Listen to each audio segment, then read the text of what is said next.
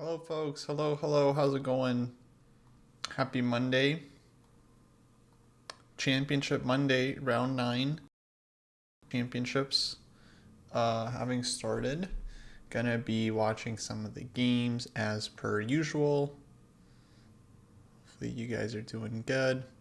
As always, I'm here to talk dojo stuff, answer questions as well as we kind of casually glance at the games and make snide comments. Hello, the Leviathan. Hello, RK first. Thanks for tuning in. I really appreciate it. I know there's lots you could be watching right now, including the official broadcast. But I'm glad you guys are here at the non-dojo, at the non-dojo, no dojo whatsoever, no non-engine coverage of the tournament. Alex, hello, hello. So I've got a key game here up, Fabi against a Wonder. Not the most exciting opening, but there's a lot of nuances in these positions. So I'm always curious to see how a top player like Fabi tries to generate something fresh in a position like this, and see if he can crack the ultra solid Italian game. He's just played d3, d4, which normal move for white. Sometimes it's considered an achievement. There's possible tactics after e takes d4, which I assume Caruana has calculated. But the main point is that if he takes, let's say white grabs the bishop, goes here, takes back. This is a nice center for white, and if black grabs the pawn somehow, then we have this typical tactic, rook e4 and bishop f7. I think bishop f7 first, force the king to take, rook takes e4, rook takes e4, knight g5 check. If not rook takes e4, then we're just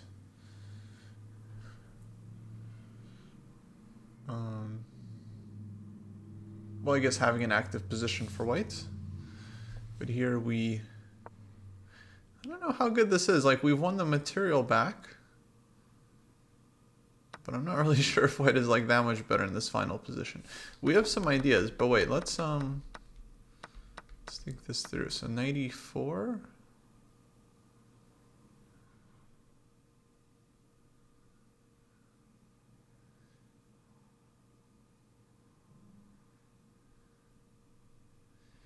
Should be bishop takes f7. Maybe knight g5 is strong. Maybe this is an idea. I'm not sure. But if takes, bishop takes, I think you have to go queen d7. Because if you take on e1, take on g5, there's queen e8 check, knight f8, something takes f7, and queen f8 mate. Queen d7. And then there's no double exclam queen g4 because black takes with check, black takes the queen, you give check, and black blocks. And then bishop e7, black will escape somehow.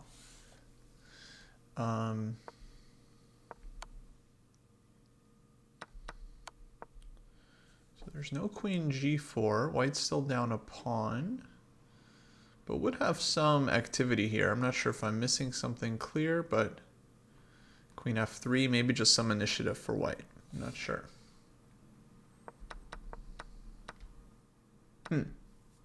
Hey, Sud B, how are you? How are you? Yeah, I mean, we don't like always not use engines here, especially me. Sometimes I do like to use engines during my streams, but generally not during commentary, just because I think it's actually much more interesting to watch it without.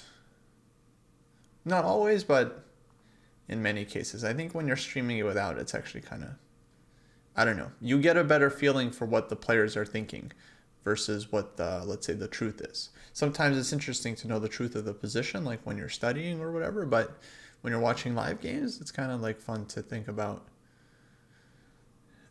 how they might be seeing the position. Stephen K, hello, hello.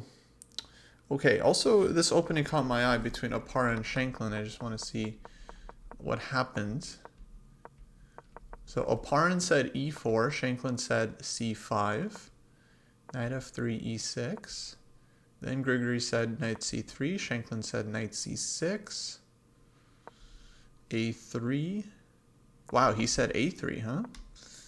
Black said a6, d4, take, take. Okay, and they got this open Sicilian with a3, which is probably not too critical, but queen c7 anyways leads to interesting positions. Wow, and then h4. Okay, this feels like some home cooking from white. Black goes h5, queen d2, knight f6, castles, and this is our live position. And both players already have started spending time, so my guess is they're both kind of going to be out of book here already, or very soon. Yeah, it's a normal position except with h4, h5 inserted, which very hard to say who this favors. I'm guessing white is going to, okay, b5 play, and I'm guessing white's going to play f3. So you got to cover this g4 square. And then the big question in this position is like, at what point does black castle? Because black can leave the king in the center for some time, but it's just not super fun to play with your king in the center. Eventually you do want to castle and connect your rooks. But as soon as black castles, then g4 is going to be extremely dangerous, right? So fun position. I mean, they're really like, they've taken off the gloves and they're just, you know, they could have played like one knight f3, knight f6, c4, e6. You know, we get something like this and like super slow. But no, they're like, let's play as sharp as possible. Let's both try to win. That's what they kind of said with this opening. So cool. I'm here for it. I wonder, by the way, did take on d4. So that, okay, this is kind of interesting. So normally, like, only takes on d4 if they have something special in mind. So that means like, okay, I'm guessing we'll see knight b6, maybe not, but then black will either have to take the pawn or go d5. Like, you got to kind of challenge the center very, very quickly. Otherwise, white is just better, I think. So Fabi pausing here. I mean, he doesn't like have to take the bishop. Maybe he was just going to take back, but I don't see what this gives him necessarily, because black can still take on e4 or go d5. But okay, very concrete position, so we'll just have to kind of see what happens, but a lot of options there.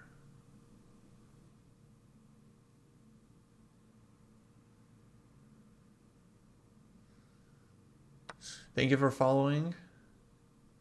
Okay, this is Robson. So I'm just curious about this opening. Oh, it's Tarash defense. Sigbert Tarash, but Dubov variation. This takes in bishop c5. Oh, so Wesley playing Dubov Tarash. Just kind of this like weird opening.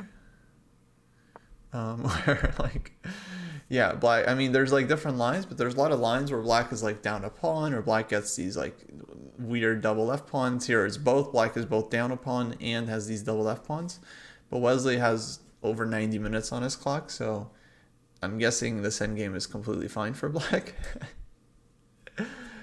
Without knowing the times, that wouldn't have been my guess, but it's just like, okay, I mean, he's like blitzed into this, so I guess black is equalizing here with some quick bishop e6, c5. I can see it. A lot of these rook end games, I think, are probably pretty drawish with best play, even if white has an extra pawn. But if black is at some point able to activate, then yeah, the extra pawn can be neutralized rather quickly. So I can totally see it. We'll see if Ray can drum up some play here with the extra pawn, but it's hard to do. I mean, what do you do? Like a3, bishop e6, knight c1, rook to d2.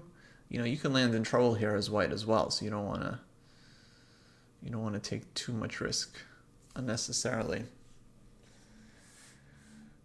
But how do you rook d1 maybe, take, bishop comes out to e6, knight d4. Yeah, I don't know. I'm guessing Wesley has this all analyzed out. So we'll see. And then we got, wow, Sevian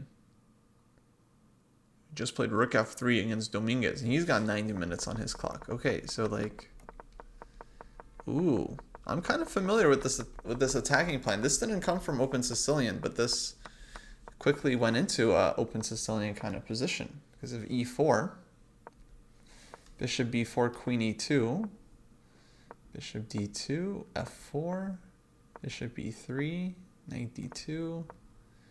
Eventually he just like forces black to take. And yeah, I've looked at a lot of these similar kinds of positions where this is like a very dangerous attacking plan. White's going rook h3, g5, queen h5. Black can play g6 somewhere, but then the queen will still find its way to h4. Black will try some h5, then white goes bishop f3, sacks on h5. So very, very dangerous position for Dominguez. I like how Sevian's just like forcing him to defend here. Hello, Chess Under Fire. Hello, hello. How are you?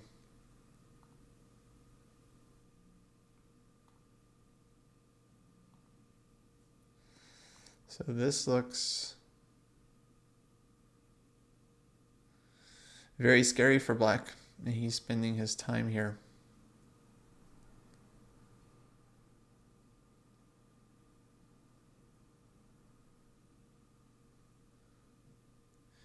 Okay, Fabi did take on b6, AB, and now he's thinking here. Well, I guess he's thinking about how to recapture. Because you could take with the queen and just defend the pawn. You can also take with the knight. So if you take with the knight, then I think actually rook takes e4, I think is working for black, because any kind of tactics with bishop f7 are going to be neutralized with knight f6. Black holds on to the extra piece. MG Knight, hello, hello. Yes, I mean, he's a ready-made attacker. Knight e4, I think, would be good for white because of the typical bada bing, bada boom tactic. Rook takes queen f3. But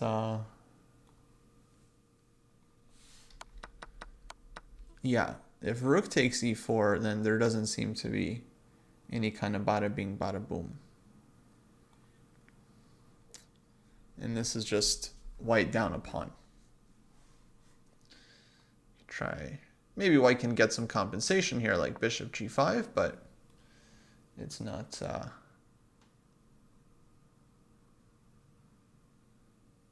I don't know, maybe there's something, but it's not so clear at first glance. So I could see queen takes d4 here. Maybe that's a little bit awkward. What you really want to do is take with the pawn, but I guess I wasn't totally clear that black is in trouble in these lines.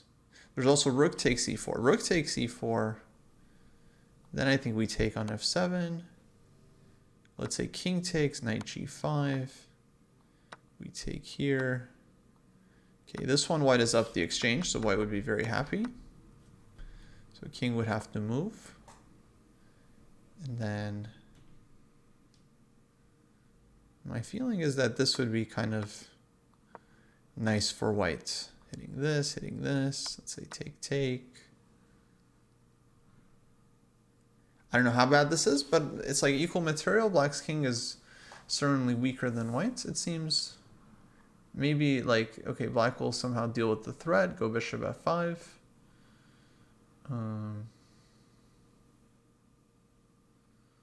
So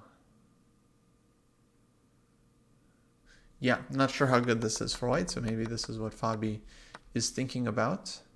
If CD4, there's also knight e4, and then yeah, this one we were unclear of as well in terms of what the evaluation is here. So that's where things stand. Fabi thinking here about how to take this pawn. So I don't know. I say let's stay with this one for a second, just see how he recaps. Because it's kind of interesting. Like, is he going to go CD for these positions? Because CD, I think black has to kind of take the pawn. Otherwise, white is playing with the bishop pair more or less for free and with the center. It's kind of a nice advantage. But if he takes with the queen, he doesn't get the center. He at least keeps the bishop pair. It seems like a smaller advantage for white, but it also seems like white keeps a definite plus.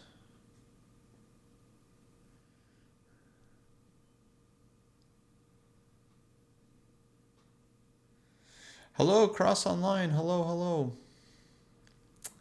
How's my morning study? Good. Today I did a little bit more actually than usual. I think I did like 6 puzzles from Agard.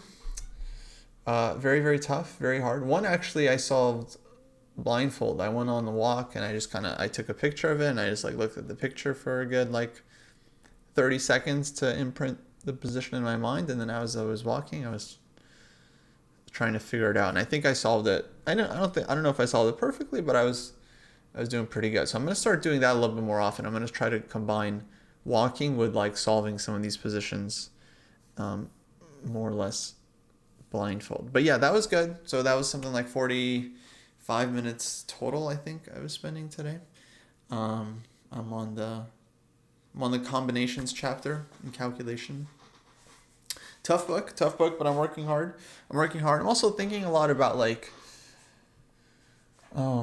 creating some content in terms of like tactics and like a tactical progression, helping people improve their tactics and calculation kind of step by step. It's not easy because there's a lot of work. You guys got to solve a lot of puzzles. That's the long story short. Is like if you want to get better tactics, like you got to solve like a lot of puzzles and pick up a lot of patterns. So I'm just trying to wrap my head around how to like package and present that in the most useful way. If that makes sense. Yeah, Merles, I think you just got here, but yeah, we were analyzing CD4, knight e4, and then there's some bishop f7, rook e4 stuff. So white can win back the pawn, and it's not clear if that position is good for white. It feels like it's not clear to Fabi as well because he's spending time.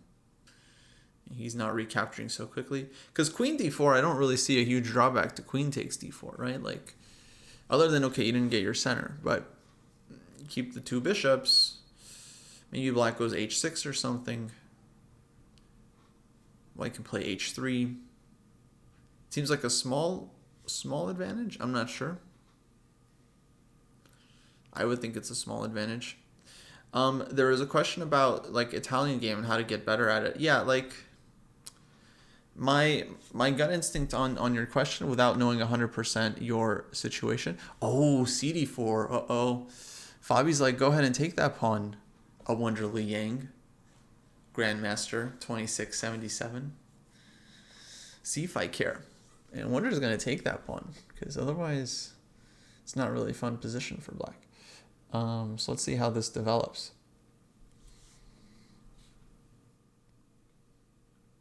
Yeah, so the question on the Italian game from Curry, I don't know a ton about your situation once again, so I can't offer like super specific advice.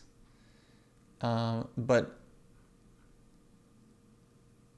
I would say the wrong way to do it is just by studying a bunch of chessable lines, because like I feel like you're not gonna really understand a lot just by drilling lines.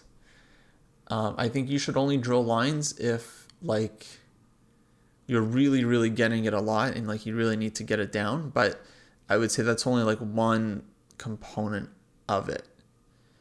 And the bigger component is like getting a lot of experience with the opening and playing a lot of games. So you get this like practical experience of how the game develops.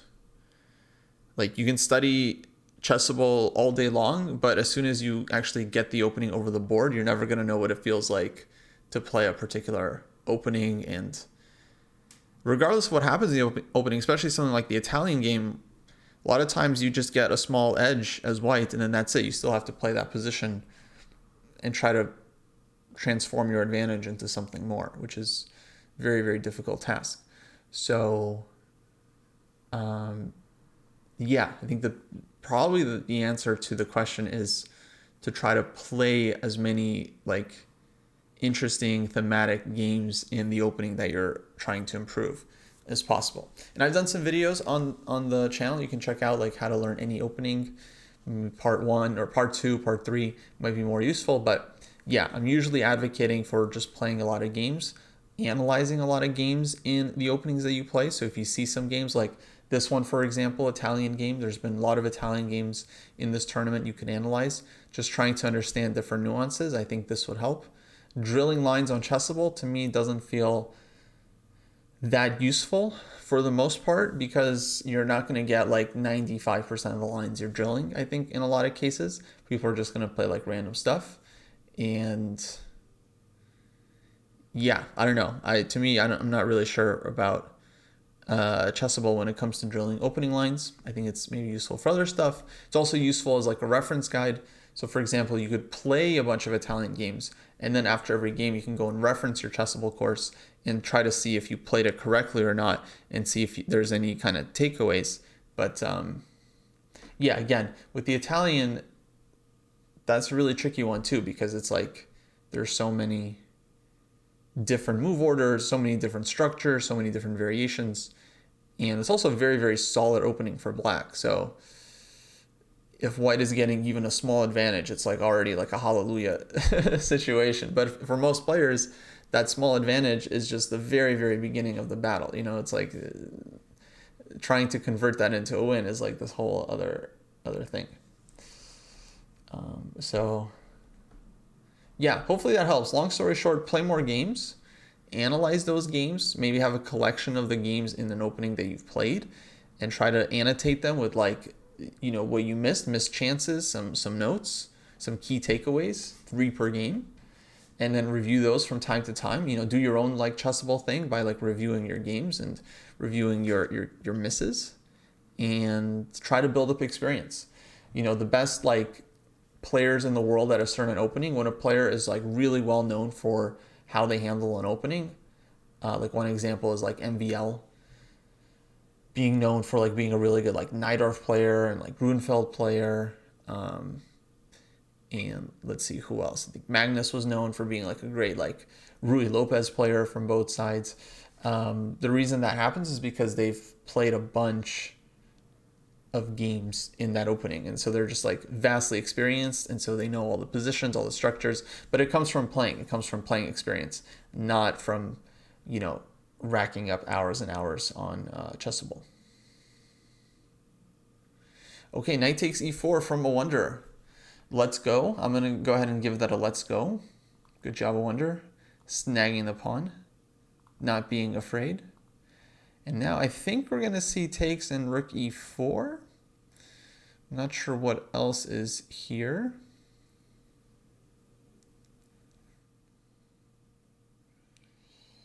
What else can white do? There was this line also with knight g5 we're looking at, takes, bishop takes, but then queen d7. And it wasn't so obvious to me that white has more than just some compensation for the pawn. So we'll see. We'll see. Hello, Mitch. Hello, hello. How are you? Good to see you. You know something about Chessable.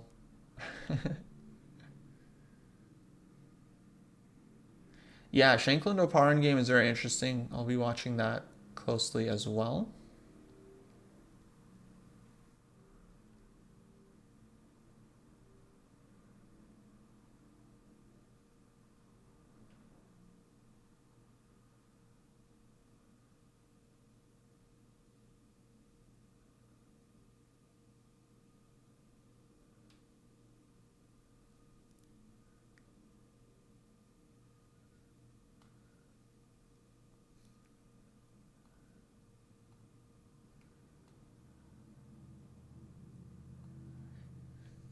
Question, do I think playing against bots is useful? Honestly, not really. I get why people do it, but I think bots in general just play very differently to humans. That it's kind of like training wheels, playing against bots. And there's nothing wrong with training wheels if you feel like you need it. But it's not like the real thing. So if your goal is to get to the real thing, then the sooner you get to the real thing, the better. And playing against bots is not really like the real thing, in my opinion. So I would say it's fine for very, very new players, but yeah, the sooner we get the training wheels off, the better.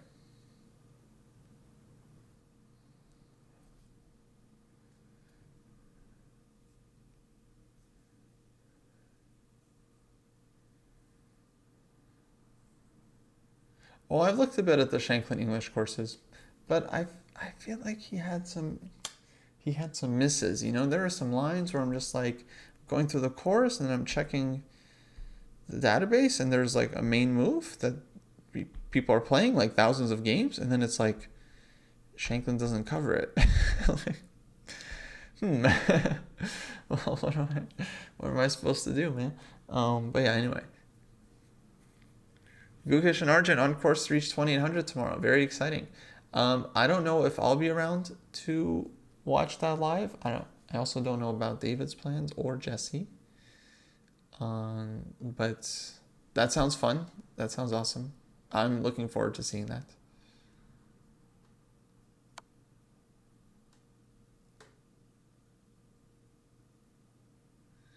Okay, bishop f7, king f7, as expected. Rook e4, as expected once again. This is pretty standard stuff because we were able to see it without an engine, so just giving you guys a bit of a litmus test. So now black doesn't have to take on e4 because he's just kind of trading rooks, but it does make sense to trade off one of white's main attacking pieces, because black is certainly on the defensive here. So rook e4, he's writing down rook takes e4, knight g5 check, knight takes e4,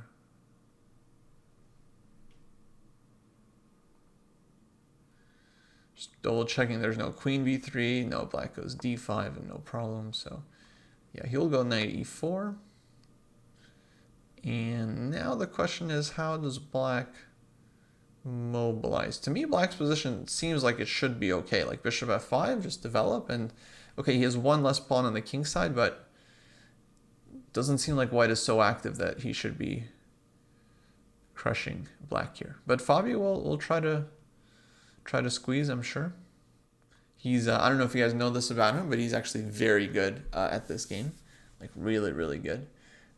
So he's going to be playing the moves that give him the best chances of winning in most cases. And that's very hard to play against, on the other side, when your opponent is making really good moves and like maximizing their winning chances every turn. And then if you make one mistake, they just pounce on you and they just kill you. Yeah, really hard to play against someone like that. So it's a good strategy for Fabi. It definitely works for him to just play the best moves in most cases. And yeah, we'll see if a wonder can kind of match that accuracy. Queen e7.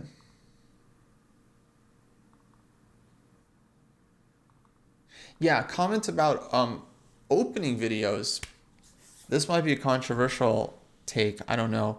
In general, I think opening videos are pretty useful. At least they feel useful, because you get someone that's just like explaining like the X's and O's of a position. Just like you get to this position and then you do this and you do this. You're like, oh, that's great.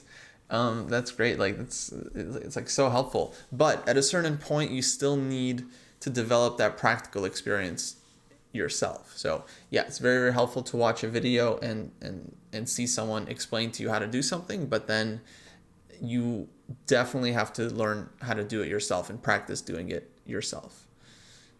Training is doing, training is not learning. Okay, folks, training is doing, not learning. It's doing. You got to do the thing.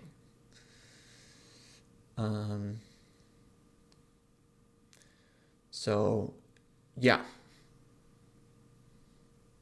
Yeah, you got to do it yourself. It's not enough to just try to absorb all the info. You have to play yourself and get that experience. Because again, openings can only take you so far. They can get you to a nice position, but then you have to play the position and like improve your pieces and attack the enemy king and blah, blah, blah, and all this stuff, right? So if you don't have a lot of experience doing that, then you're definitely going to struggle at the board. But chess is chess is hard, guys. You know this. You are aware. You've been watching Dojo for a bit. You are aware of the struggle. Chess is not easy, you know. But everyone, we all start at some point. We're all at some point right now. There are certain ideas, certain puzzles we have to go through to get to the next level. The higher you are, the more work you have to do. But at least it's all kind of laid out for you. So that's cool. Steven asks, is playing endgames versus a bot okay, or is that the same deal? It really depends what kind of endgame. Like some of the in-game checkmates, it's like kind of weird to play them against the bot because the bot doesn't defend the way like a human would defend. So I think we really, in general, I'd recommend just doing everything against humans. But some of those endgames are okay to play against the bots. If you have a specific one in mind, I can maybe think about it. But yeah, in general, it's not like a huge deal if you're playing against the bot. But I would suggest to play against human. I think that's better practice in general.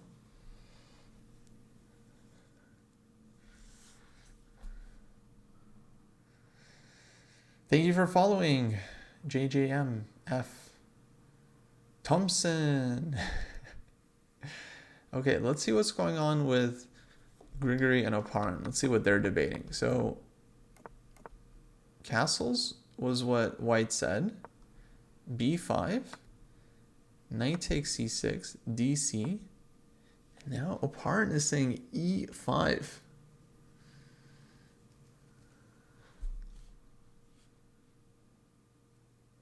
And if Shankland replies queen takes E5, then I'm guessing he wants some kind of dirty bishop D4, bishop F4 thing. What's the idea? What do you guys think here? Bishop F4, queen here. You know what bots are good for, Steven? I just thought about it. Is defending theoretical endgames. So if you can defend king against king and pawn, for example, against a bot, I think that's just as good as being able to defend it against a human. Or if you can defend the Philidor position, like a rook endgame against the engine, that's just as good as defending it against a human. If you can defend like rook and bishop against rook, against a bot, that's like better than defending it against a human. But I don't think that's a huge, I would say that's pretty, I mean, I don't think I'd be able to do that. I mean, I think that's pretty advanced. But yeah, I would say defending certain endgames would be possible to do against bots. Yeah, Liuz is saying they might not do tricky tries like humans would. Maybe, but the point is like they do force you to be precise, because if you make one mistake, then they will punish you 100% of the time. Whereas a human opponent might not, but a bot would. So they really force you to be precise. But yeah, I'm talking about defending endgames against the bot. If the endgame is winning, then I would agree. The bot often just doesn't defend in a very practical way, and then it just makes it easy for you. So then I don't really suggest that, to make it clear. Okay, I don't know what's going on in this position. I mean, white's down a pawn, and there doesn't seem to be a queen d8 checkmate, so if there's no direct checkmate, then I'm not really sure. So can Shanky take the pawn? Bishop d4 would be the other option, but then let's say queen c7 back. Extra pawn, and I don't know, does black have some queen g5 shenanigans? I'm not really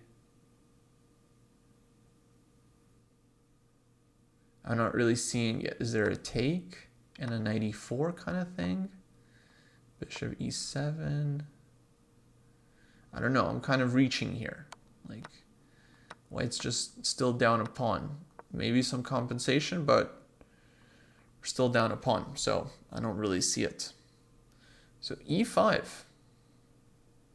But of course he has something, because he wouldn't just be giving up a pawn for no reason. Does he want to force a draw with here and here? Because black wouldn't really have a great way to get out of it. Like if he goes queen f5, it gives white this extra tempo with bishop d3. That feels very dangerous. If he goes queen e5, then bishop f4 again. Let's say queen f5, bishop d3 again. And again, it's dangerous. Not to mention white might have other moves too, like bishop d6 or something that are annoying to deal with. So I don't know, guys. Maybe he's trying to force a draw. At least I don't see anything better, okay? I'm just non-engine using, okay? Patzer I am. I see draw, I make draw, okay? That's just how I roll. If black doesn't take the pawn, knight d7 doesn't seem super fun. That seems a little bit passive. Maybe it's playable. I guess white is going f4 here. And if knight d5, then minimum white can take, and I think this would be a pretty pleasant structure for white. It's kind of like a nice French. You have good control over the center. Bishops are going to d3, d4, and then eventually we got f4, f5 planned. This seems like a decent position for white. So I'm definitely not saying he's forced to take here. I don't think he is. So I think this is playable. I don't really see what's wrong with knight d7 either. Maybe bishop g5, there's some annoying move there. Take, take, take. Queen d4, knight e4. We'll see. We'll see. Tough call for Shanklin too. Because on queen e5, it feels like white has at least a draw, and maybe more. Maybe you're missing something. Maybe there's some trick. Yeah, knight d7, maybe just f4. Just not sure how clear that is. Like c5, knight e4, bishop b7, knight d6 check. Actually, I kind of like that position for white, so I'm just going to put it on the board. Because at first I wasn't sure, but actually, if you go here, here, here, here, here, this I like for white. I mean, we have to just develop the light squared bishop, but I feel like this is a nice constellation of pieces, you know. Feels like white is having a small edge here at least. Yeah, and g2 pawn isn't even hanging. So like king e7, for example, we go bishop e2. If you want to take my pleasure, and then if you go back, I don't know, here, f5 stuff, take, and we have this sneaky threat. Maybe this is an idea somewhere. Bishop g5s. Looks nice for white, perhaps. So, okay, big call for Shanklin.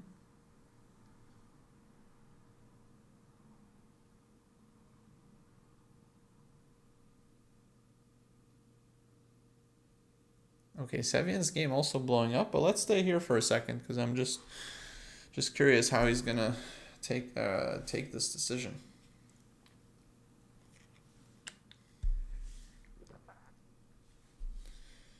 Oh, rook h3 there. Yeah. Rook h3 also was a move for sure.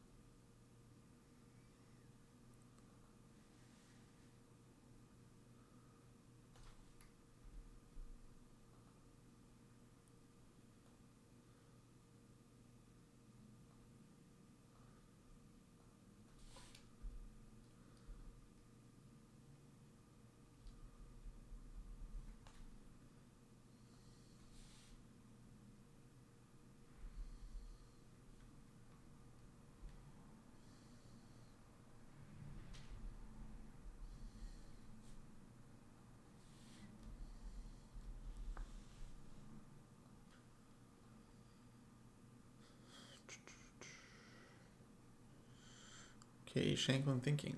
Let's check out the women's games. I want to see what's happening here. Carissa going for history, 11-0. I'm kind of rooting for her. I mean, it's nice to see history, you know? It's nice to see history. Oh, and she has white against Megan Lee. Oh, actually, I've been looking at these these lines lately, so this will be interesting. So here, bishop, I've been curious about this early bishop g5. So it gives black this annoying question to play g5 or not. Okay, b4, castles, g5. Black castles as well, b5. Wow. Rook e1, take, knight d7, d4, take, knight takes. And okay, very sharp situation. It feels like white is doing well because you've got this knight f5 square. You have ideas with b6. Could be in the air. Like knight f5, rook takes a7, rook takes a7, b6, knight b6, take, bishop takes d6. Oh, what a line. Okay. It's hard. Well, black has to make a move here. So, oh, it's white to play. Wait, so if here, okay, wait, this is a line. Knight f5, rook a7, b6. And then we're collecting on d6, and black's queen is trapped. Rook d8 maybe.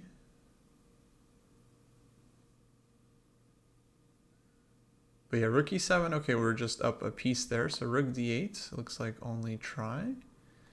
But if we take,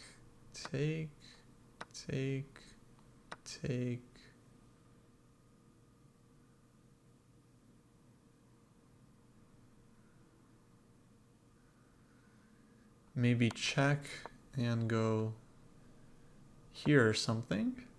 Okay, white looks much better. I don't know if it's winning, but interesting options. I feel like we have... No, Chris is still thinking.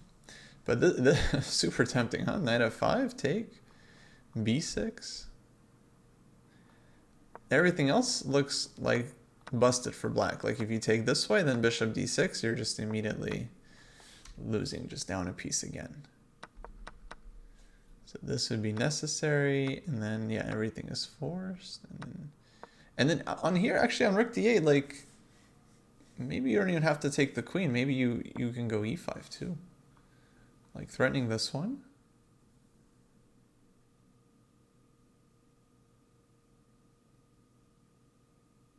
And then if knight e8, let's say for example, okay, I think this would be a better version of the endgame already. Yeah, here white's up a pawn, and black is still kind of scrambling to develop. Black has a lot of weaknesses too. So that would already be available, and like maybe white can just go for the kill with queen h5. Like this might be devastating. I'm not sure. Take, here, can't take the pawn. So knight f5. Very scary, very scary. Cha-Cha Chess, hello, thank you for rating. We are watching US Championships. First of all, seeing if Carissa can get to 11-0 and make history, which would be wonderful.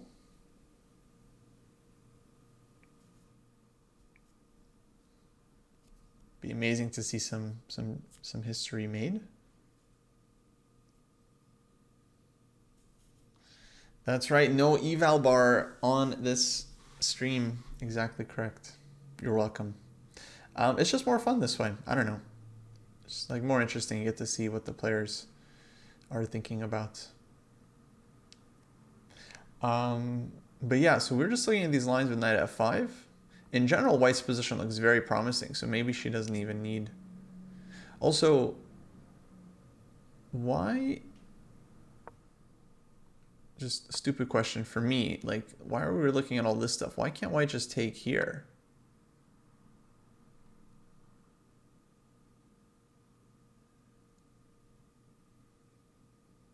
Right, folks? Hold on, what are we missing? Knight f5. If you don't go queen f8, I mean, you're losing h6. That's a huge problem. And then queen f8, knight takes d6. Isn't this game over? Folks, what am I missing? No engines, please. But like, what am I missing? I mean, I'm sure Carissa could see this in 2 seconds. She's like thinking. Maybe knight f5, queen e6. There's some counterattack. And then if takes, you're going to have 2 knights hanging after king h7.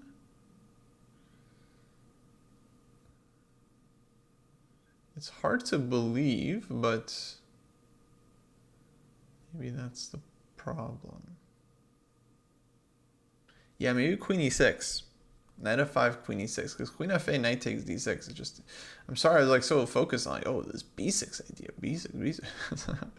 Just take on d6 immediately. So, no, I think knight f5, queen e6. And then if takes, king h7, and white is losing a horse here.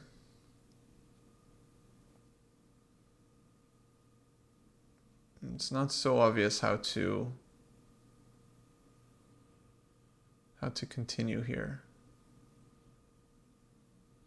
Maybe this is working for white with e5, but hard to calculate from afar. But maybe there's like some e5 ideas. What does black do? Like take, we take here. If king h6, we can take here. And then take on a7. And even this is kind of unclear to me, because queen takes c3, rook e1. Okay, we got f3 maybe. But no, very unclear to me, very unclear position. So I think that's the problem. Queen e6, and then what does white do here? You can move the knight, but then maybe knight takes e4. Black wants to take this one and defend h6. Yeah, there are other lines as well. Like black could trade on e1 first. Absolutely right. So I don't see this working for white at the moment. At least not these lines with takes here. I'm not seeing the move for white.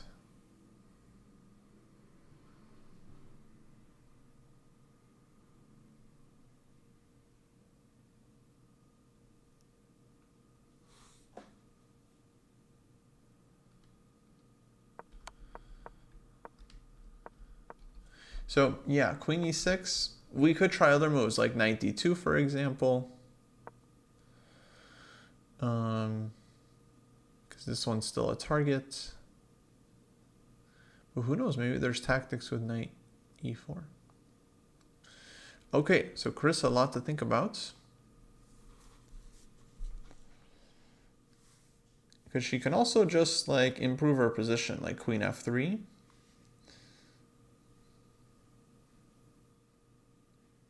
Maybe king h1, like black, h4.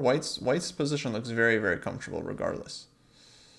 f3, maybe f3, although I don't love it because of like the whole diagonal, but maybe f3 even. 93 takes knight f5. Possible. Also, yeah, whenever black goes knight e4, there's like queen h5, which is often just like catastrophic. So for example, let's say here, takes, and queen h5. Often this is just like very, very painful for these weaknesses. King h7, knight f5, queen f6.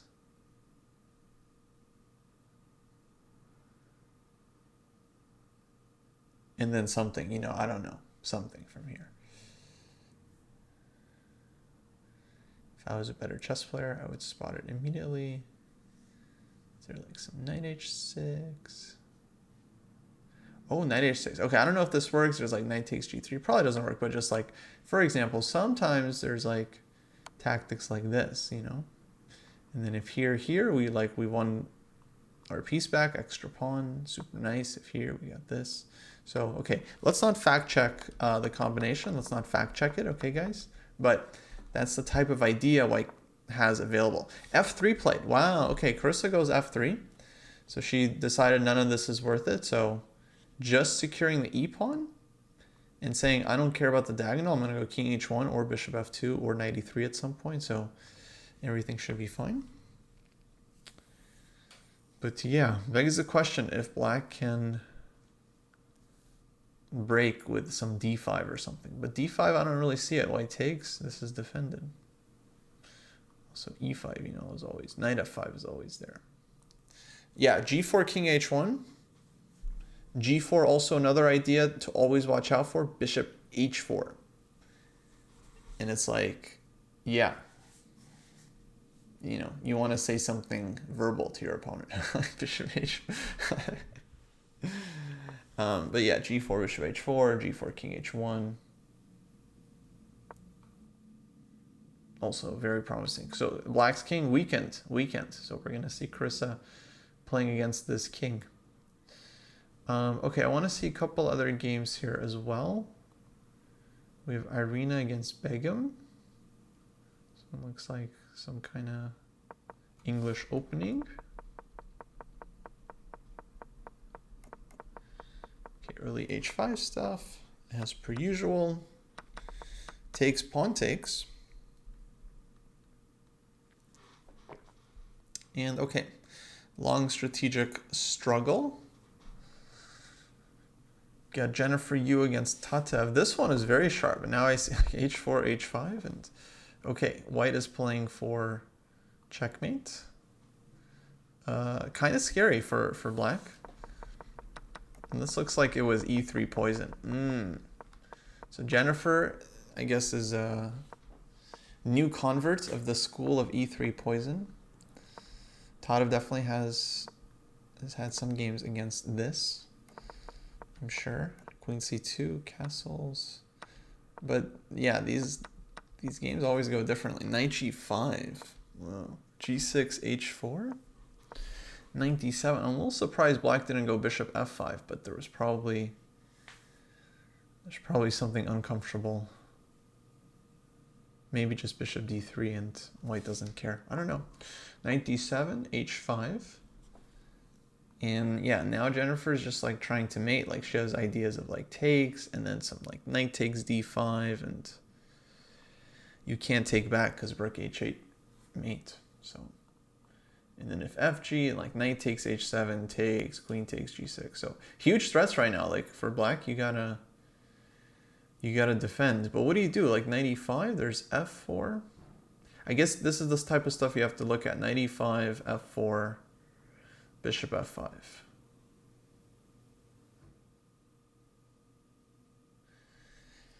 And pray that white can't kill you. So, knight e5, hg, fg.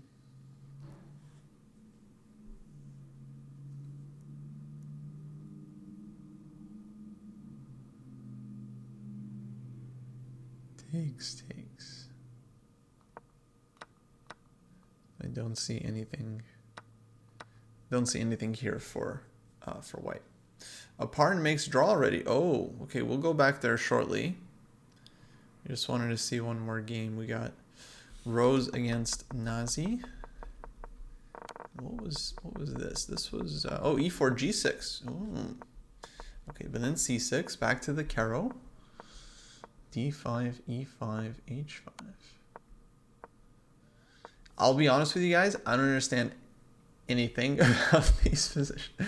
I know sometimes they're called like Gurganidze, like modern type. I don't know anything. It looks like white has space, but then black has all these light squares, and it's like +1, but it's like, what do you do? I don't understand anything. Okay, anyways, so they got this closed position, and now bishop f8. It's kind of like French. But white has a lot of space. So black managed to trade off light squared bishop, which is good for black, but at the same time, white has a lot of space. And that space hasn't really been challenged yet, so probably white has some advantage here. Top level chess, yeah. I mean, it can be hard to understand. I would say because they're so experienced and they can do so many different things. They often, I don't know. A lot of times players they don't play in a particularly straightforward way, but they have other ideas. But anyway, let's go back to Oparin. And Oparin made the draw. Wow. So e5 Shanklin took, and then they repeated, and draw was agreed. Well, okay. I mean, not super happy about the draw, but I am happy that we correctly analyzed the position and understood that if queen takes e5 happens, well, he doesn't really have anything better than a repetition. So in my book, this was an analytical win. I don't know how you guys feel about it, but for me, I feel good about it. I feel good about it because I'm like, hey, at least we figured out that, like, okay, queen takes e5 seems to be a draw is more or less forced. I don't know, maybe white had other options, but I didn't see. Oh, Troy's saying white should have played. Oh, but so how does white play on here? If you give some engine moves, that's fine. That's fine. I'm just curious, but how does white play on in this position? Like, do you put the queen on c5 or do you have a move here? Because it definitely feels like compensation for white, but yeah, to me it wasn't apparently immediately obvious. And you are down a pawn, so I'd be nervous here if I didn't know for sure. Maybe some g3 bishop. So bishop e3, queen e5. Okay, yeah, and then bishop f4. No, and just play the position. Okay, but like with which moves though? Because the problem is you're like down a pawn, and you feel like if you play moves and then black plays moves, then you're gonna one day lose the game. Like black is ready to go here, here, here.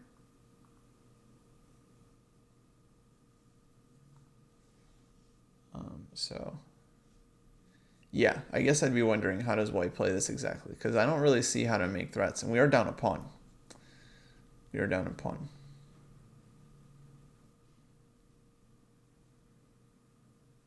Okay, bishop d4. Queen back. Let's say queen c7, because queen b8 seems strange to me. And then queen g5. Yeah, I was looking at this queen g5 idea. Okay, but then black goes like rook g8. And I don't know. We can win the pawn back, but then bishop takes c3, queen f4 check. I don't think we want that.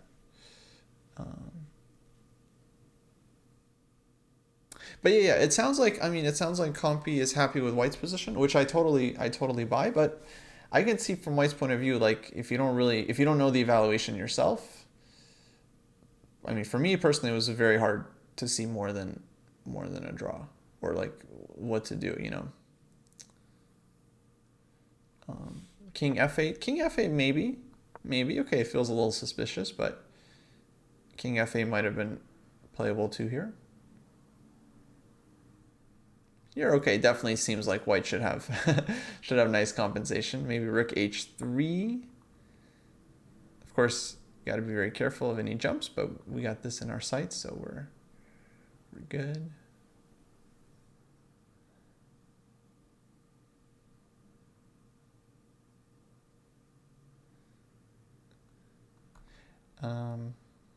But okay, let's see what Fabi's up to. So we had this, queen e7, knight c3, queen f7, d5. Okay. Interesting move. Just like taking space, giving up e5 squared though. 5 should be 3, knight e5. Yeah, it looks like black is totally fine. I don't really see the issues. Thank you, Cross. Thank you. Have a good one. Have a good one.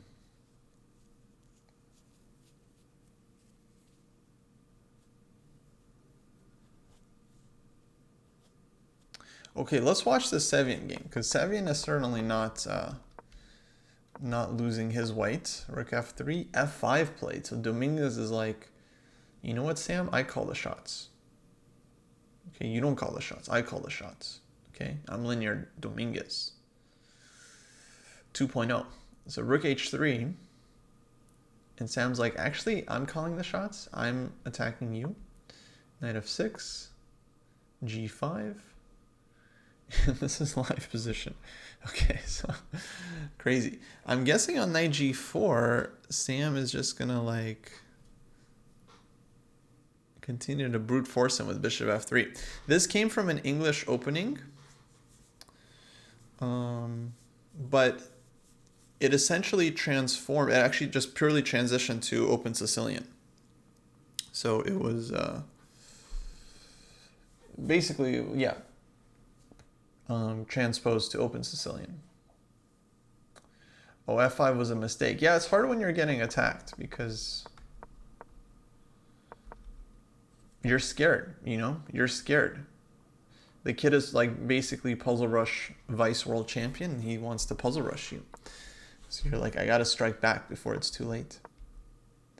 So here, G5. Yeah, apparently white had something better. I mean, I have no idea. Maybe he could have taken. Yeah, Troy's saying take, and then G5 apparently is better. Something to do with the diagonal, something with the diagonal opening up. I'm surprised he didn't take. I mean, it does seem natural to open up the bishop. But, okay.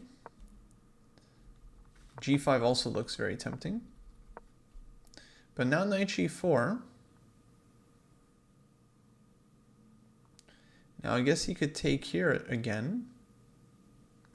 And I don't really see the difference. Like take G5, then black could have played knight G4 in that position. So if he takes here, black has something else, like knight E3 first.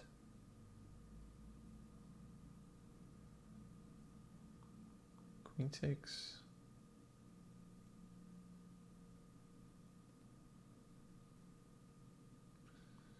And then white is having very dangerous attack there.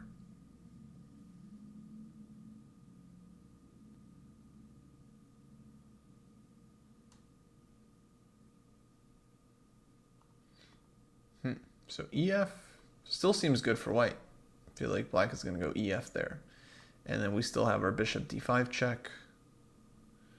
King H8. And then, yeah, I don't quite see the knockout. Like, Engine saying +2, right? But like Engine sees so much further than everyone else. It looks nice for white, but yeah, we're a couple moves away from the real +2. Okay, but Sevian looking for a big knockout in this game. Not bad. Not bad for Sam.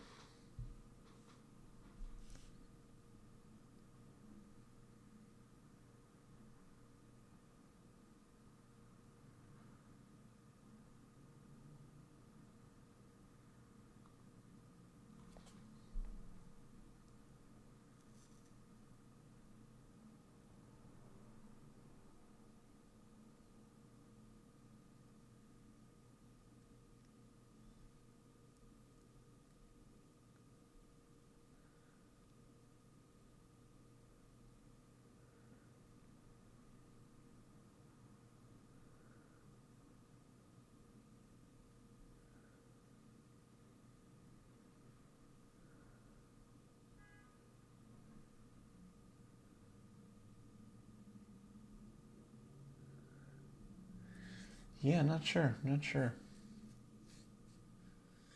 see what he comes up with. EF5 looks good. I mean, you open up the diagonal, but then what? EF. And then what? Bishop D5 check, King H8. H7, King H7, H3. Seems too slow.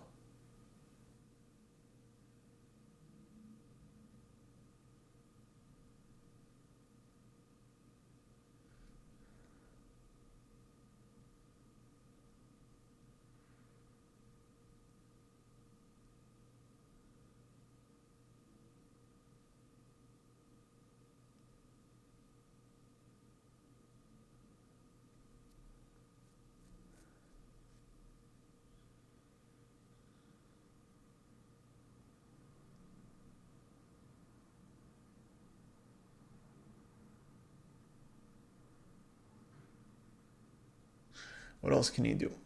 Take. Check, king h8, queen g2.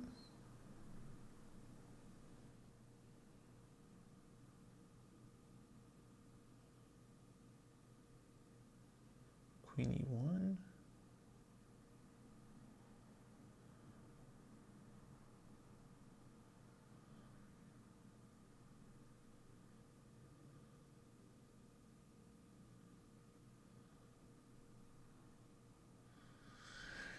Yeah, of course, trying to make rook take. That's easy. I'm looking at this, check, and then here, with idea here, and here. Because this rook h7 actually doesn't even seem like a threat, because check, king g6, and then where's the checkmate? Because actually I don't think there is one. So...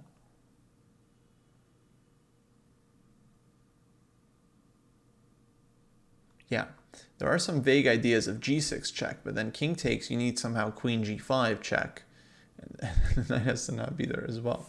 But this one looks scary. Even if knight e3, then I'm thinking here. And, well, I don't know if we're winning. g6, take, I guess. This is hanging. Knight c4. Well, rook is hanging too.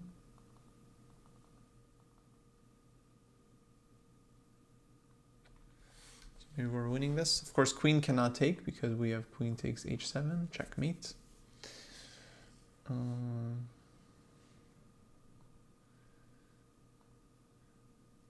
So yeah, sharp stuff.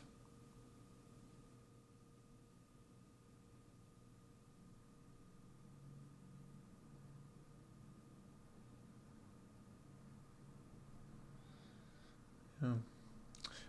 Question against Trompowski. Yeah, I don't like 2g6 because then I think white takes and just gets kind of a nice version there. c5 is okay. Knight e4 is also okay. And d5 is also very solid.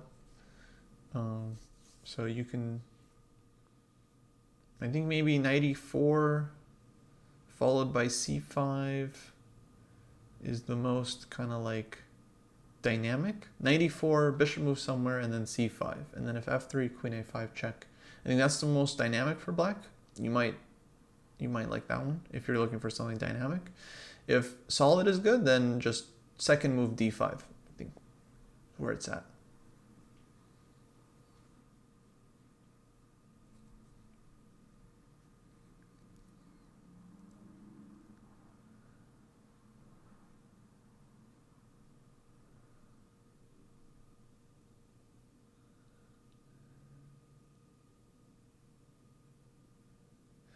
Dynamic is going to be knight e4 and then c5. Yeah.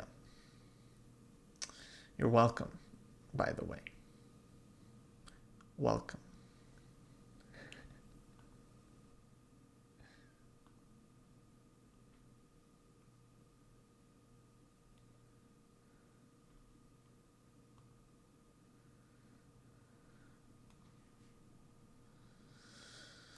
Samuel Sevian still thinking what he's thinking about. Just take, give check.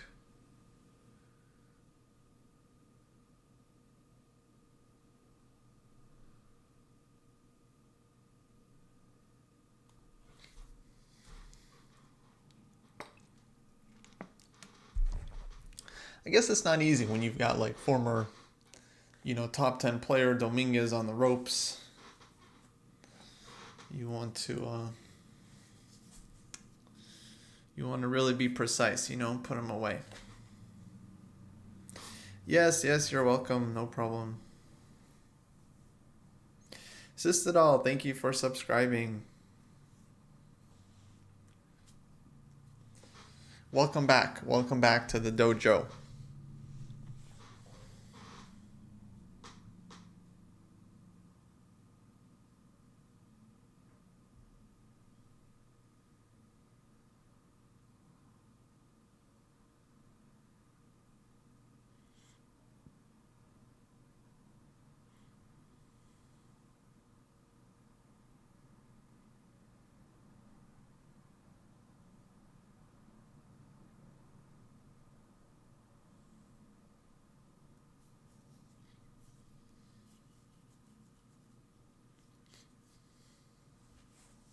Yeah, Dominguez doesn't play super often. He mainly sticks to these high-level events. What I find really fun about this position is that White is kind of committed because he's got these like super weak pawns.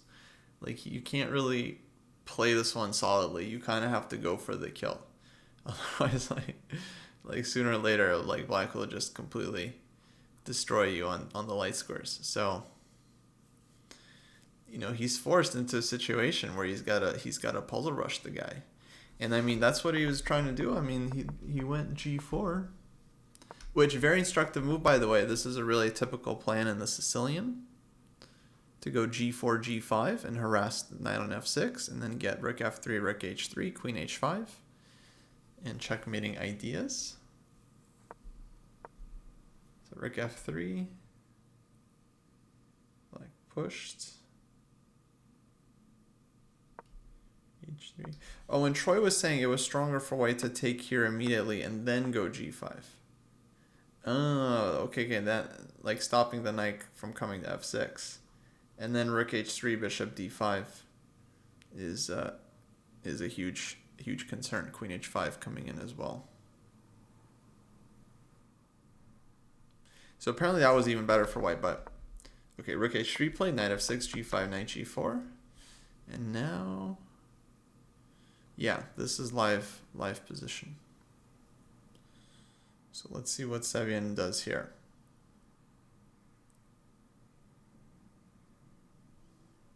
Other games I'm keeping an eye on. Nothing super interesting happening.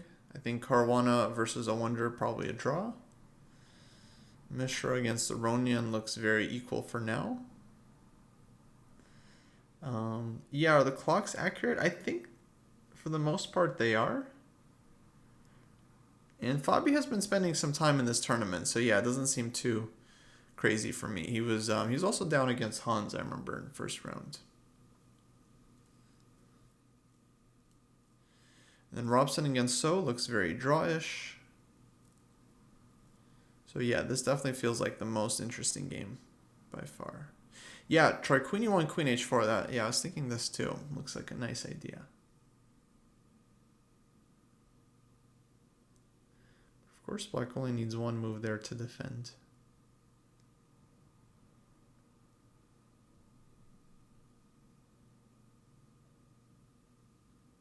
But maybe you play this here.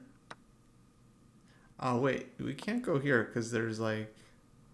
This isn't actually a mate threat. So maybe Black just takes another piece. I don't think White's actually so winning here. You do have the Mickey Tall idea. Rook H6, Rook F6. But Rook G8, check. King E7.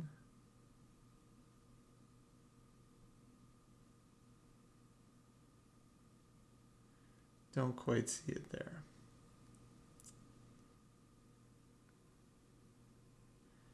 Otherwise, Black is running away. G6, King E8. Very important. Not here because it takes... We got problems. So, okay, Queen E1 maybe is not working. At least not like we would hope. I feel like you gotta open up the diagonal. But let's see. Let's see what he does.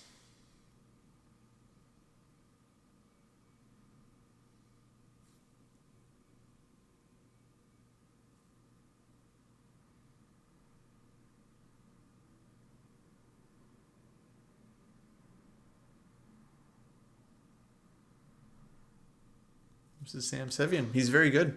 If you guys aren't aware, very good attacking player, very good tactician.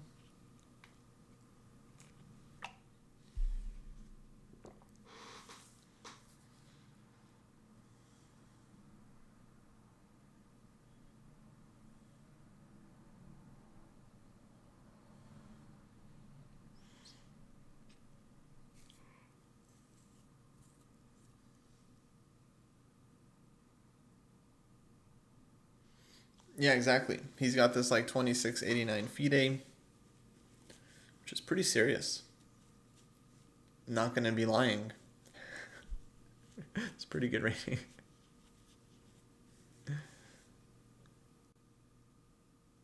Folks, I'll BRB. Streaming for about an hour here. I'm going to leave this game on. We'll be back.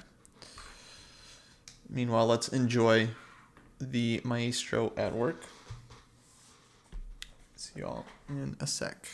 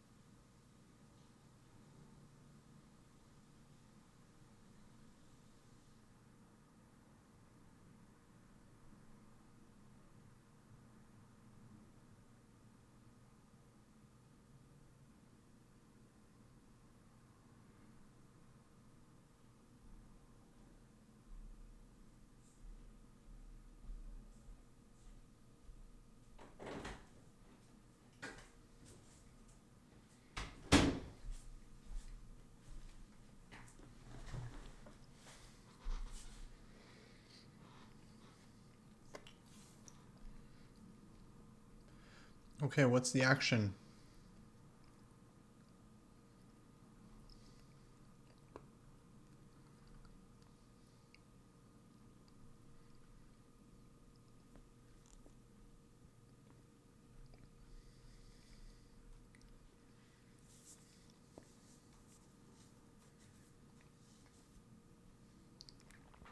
Whoa. Whoa. D5? D5? He D5'd him?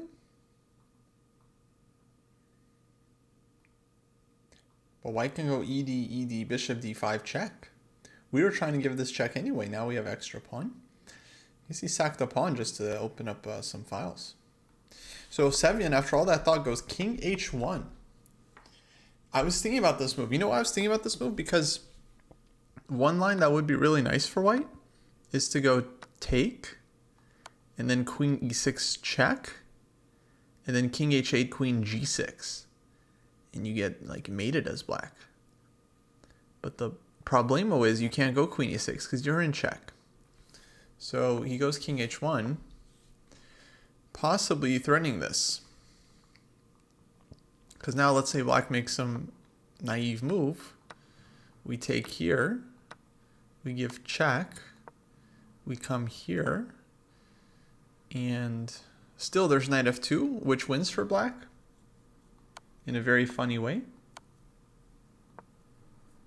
Like you don't even take the queen. Okay, so still there's this, but at least white has these ideas. I was thinking about this kind of thing. If allowed, then white would have this. So that would be nice. That would be nice.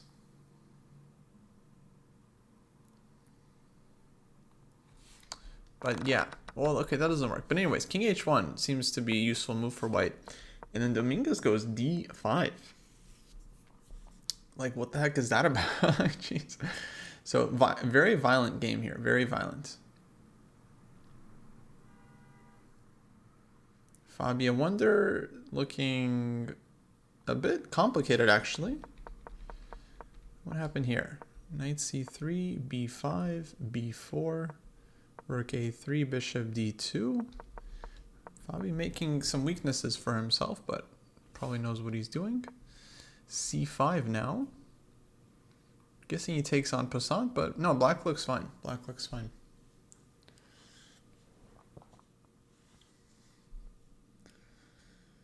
Let's see, Robson, so yeah, this one also looking very, very equal. Although white's up a pawn, but yeah, feels like black should have enough compensation here, but we'll see. Okay, the Sevian Dominguez game definitely is where it's at. Oh, and then we want to keep an eye on Carissa. Actually, I can't stay forever, guys. I'm going to have to leave soon, but I want to keep an eye on Carissa too, because she's making history. Oh, wow. Okay, what's happening? Carissa, we had F3, knight E3. We were watching this game for a bit. King H7, H4, queen D7, take, knight EF5. Uncontested knight on F5 is very dangerous for black. King G6, queen D2. All kinds of ideas, like this, for example. Take, queen H6 mate. So knight H5. And now white to play. So she still has this bishop H4 idea, but of course black can defend with F6. So it's not super simple. But looks super nice for white. I mean, I feel like this should be winning. Yeah, I'm hoping for the Fisher Prize as well, because that would just be fun. One idea is to go king F2, rook H1. And then you're threatening stuff like takes, rook H1 check, king G6, rook H6 mate. So king F2 maybe. Are we following Kramnik's channel? A little bit. I can't say I'm really watching his videos. I'm more just aware of them. But yeah, not a huge fan. Not a huge fan of what's going on there. Tremendous respect for the esteemed world champion and for his games and contribution to chess, but yeah, not loving the the current brigade that he's running.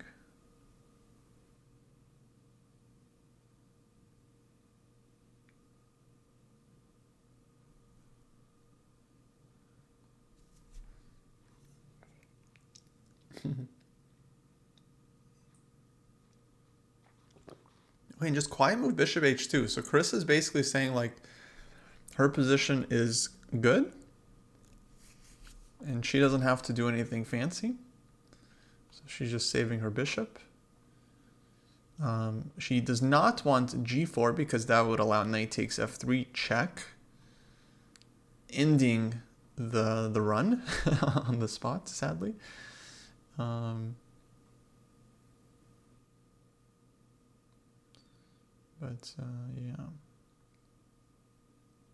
Hard position for black to play. But what does white want next move?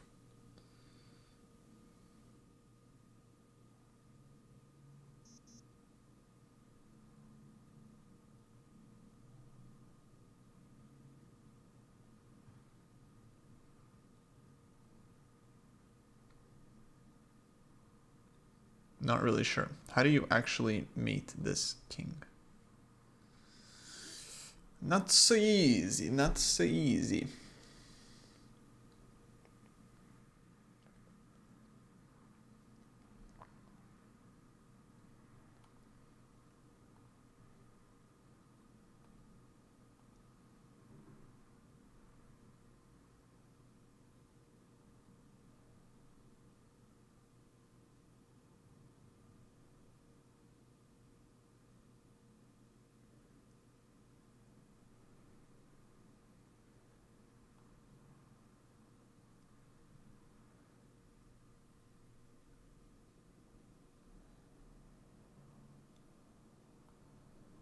Oh, we got some round robins coming to the dojo.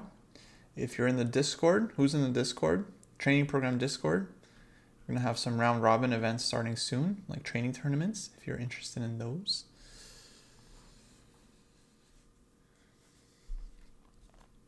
Yeah, we were talking a little bit on the latest podcast about the fear of cheating, the cheating hysteria that always happens whenever there's a big like cheating fiasco thing. Yeah, definitely it's an issue as well. I mean, obviously cheating is also a problem, so it's hard to judge what is worse than the other. They're both kind of problems. They're both problems that must be managed and minimized as much as possible. Okay, bishop c5 from black. That looks like a very reasonable move to me. Just trying to trade off some of white's attacking pieces. Now I'm guessing we'll see trades.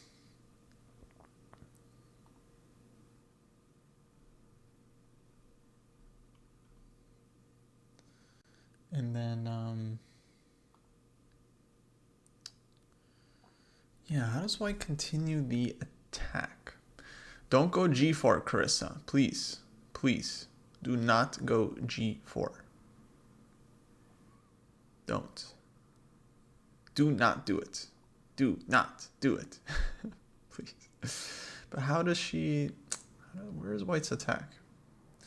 You have a lot of solid moves. You can go rook d1, you can trade first, but then what are you doing from here? That's a really unclear question for me. Queen e2 maybe, but queen really feels like it belongs on d2. I'm not so sure about this bishop h2 move. Maybe I would have preferred king f2, rook h1, because at least we have some ideas there.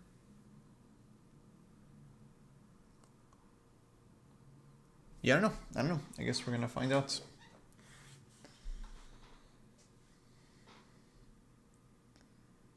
Let's see what else.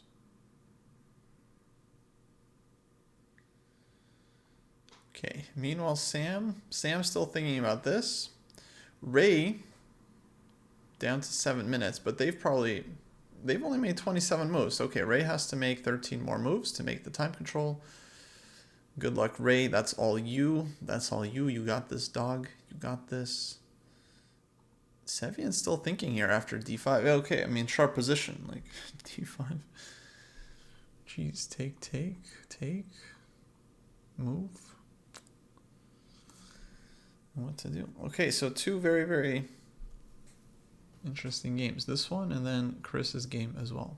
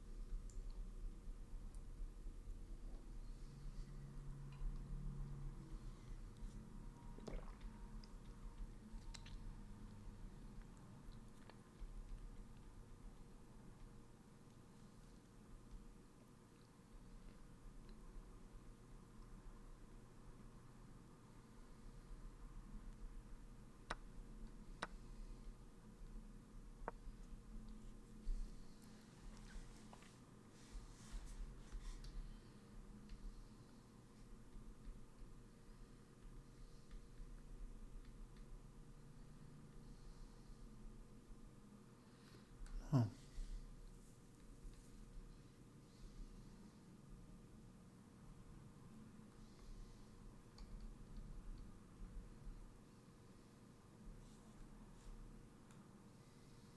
Whoa.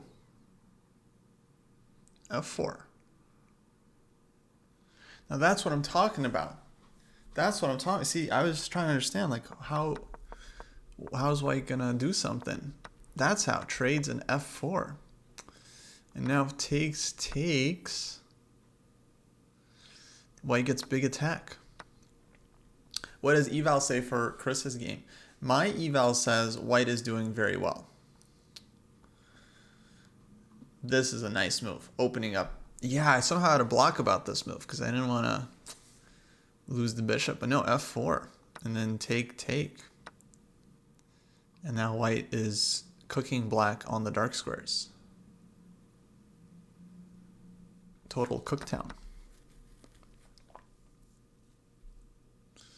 What else to do for black? Knight c4, knight g4. Maybe these are options, but white's position feels super, super promising. Probably you can take. I don't see what's so bad about that.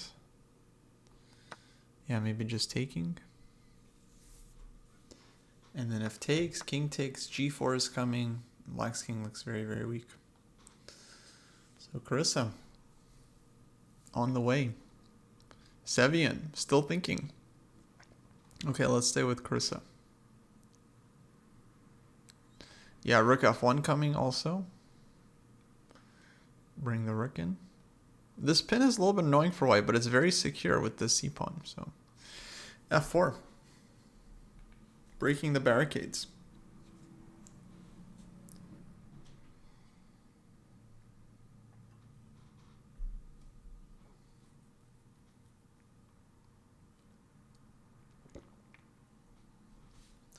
Merle says rook h8 for black. But in this position or after, because white can go fg, yeah? You have something here? Somewhere. Soon. Okay, gotcha. Gotcha. Maybe this isn't such a... Maybe black can go g4. No, but then takes... So white's not worried about this one. White's worried about that one. So that would be a GG. Okay. Yeah. Not so easy.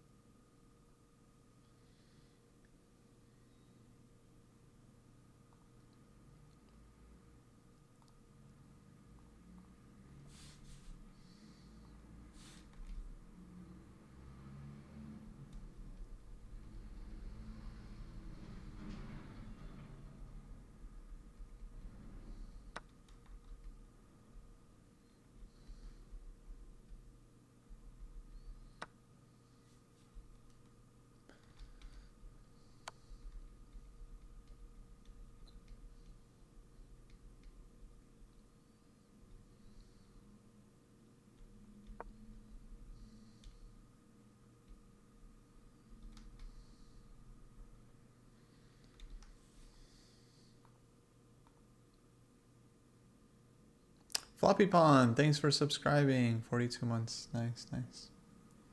Folks, I'm going to have to run here soon. Going to be doing the recap for St. Louis in a little bit.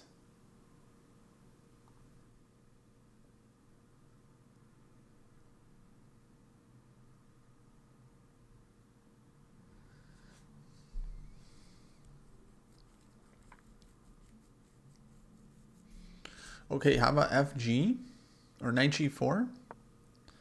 FG, queen takes b5.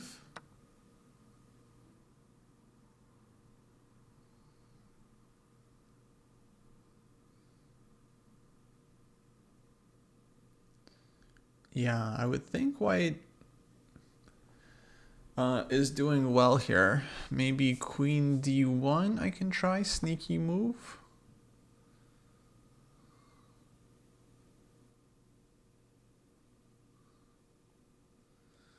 Not sure, take.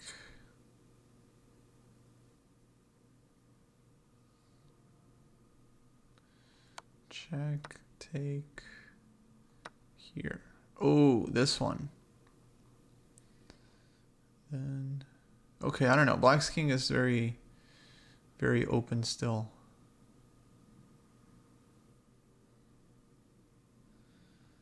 Take.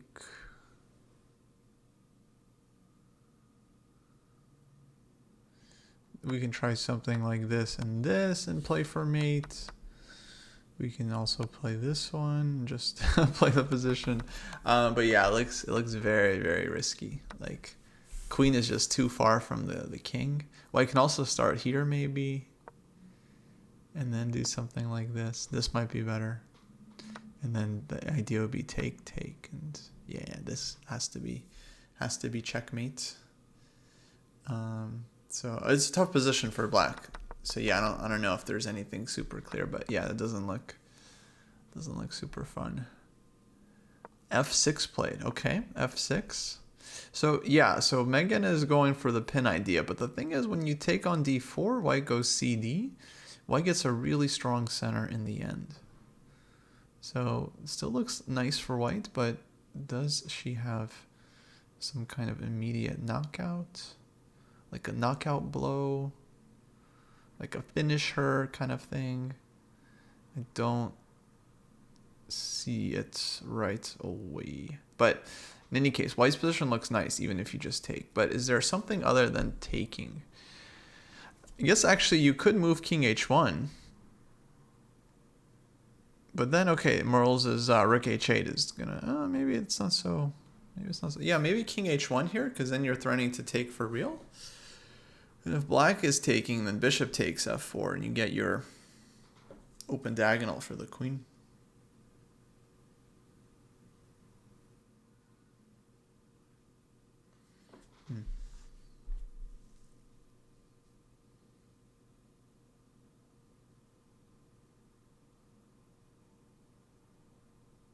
In any case, should be nice for white. Even if we just do something like this and this should be good for white.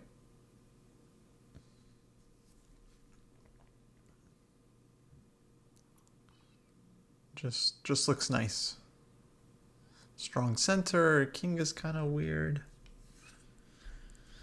I don't know how quickly white wins, but it looks nice. So she's got that, but the question is maybe she has something better. King h1.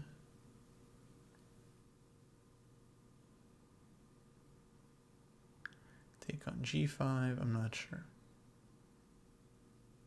Once again, do not go g4, Carissa. Do not go g4. It's going to be a no. Do not do it. Not. Do not do it. N-O-T. Not.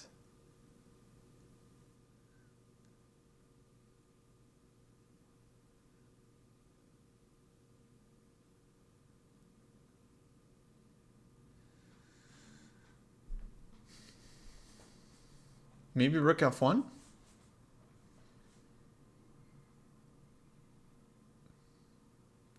Just strengthening f-file.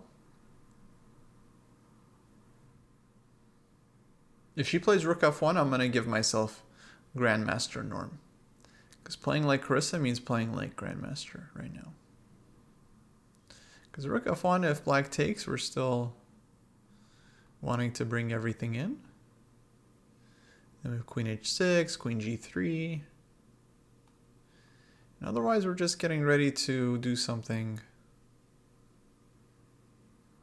unpleasant on the f file.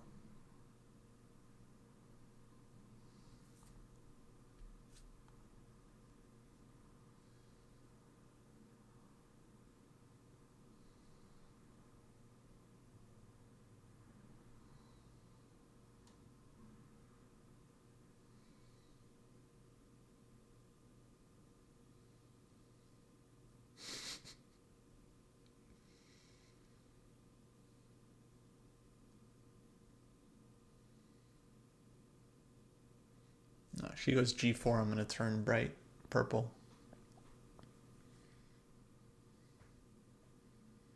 Like, heavens no. Mercy me. Mother Mary, have mercy. What would GM Carissa Yip do? Exactly.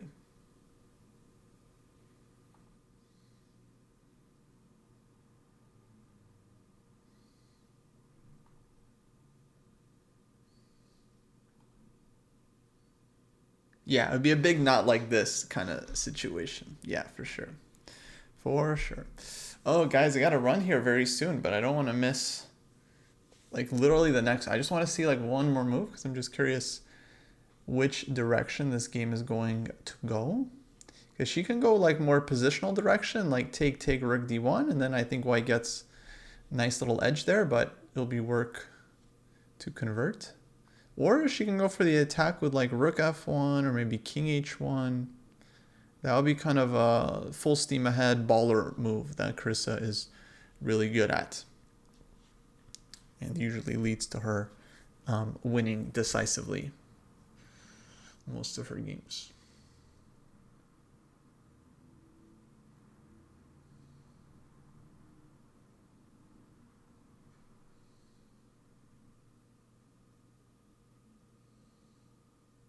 Okay, I found the cheapo. Oh, questions. White space advantage relevant here? A little bit, yeah. White is doing nice in the center, but it's such a sharp position. I would say the most important factor is that black's king is weak and that white's knights are very, very strong. I would say that's kind of the biggest thing. Space, not so much. Ah, she does take here. I thought of a nice cheapo. I thought rook f1. Maybe black goes knight c4. Queen e2, hitting this. Queen e6, let's say like defending tricky because of the pin. You know, you can't take the queen. But then white goes boom. And boom. And what do you think about that? And then boom, and game over. But that didn't happen. That was never going to happen. So take, king h1. Okay, forcing ed4, and then we're going to see cd4 most likely. Yeah, I don't see other moves there for white. And then, yeah, nice center for white. King is a little bit better, but knight on f5 is good. But reduced material and like, yeah, it's hard to, it's not so obvious how white's going to break through there after the takes and the takes, you know? So takes. And how is white breaking through? Rook f1, but black's position solid. You know, it's tough now because Carissa, okay, she's no longer worried about winning. She's going to win the tournament, you know? She's going to win the tournament hands down. So she's not really interested in a draw. She wants to win. She wants that Fisher Prize. So she needs to, even if black goes like bishop f8, just kind of defends passively, it doesn't seem so easy for white. But maybe rook f1, e5, queen c2, you can always break through. Okay, folks, I gotta run. Thanks for hanging out.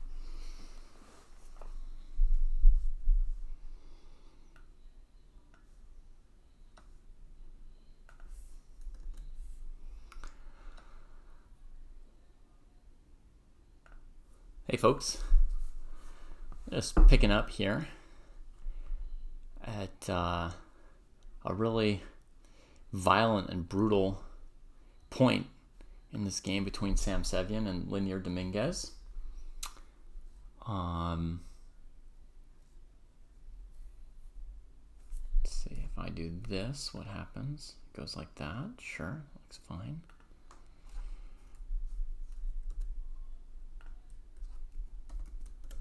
Just put that here, pop back here, and open up Ray and Wesley's game over here as well.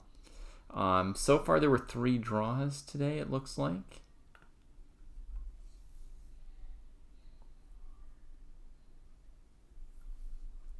With 2 games still going.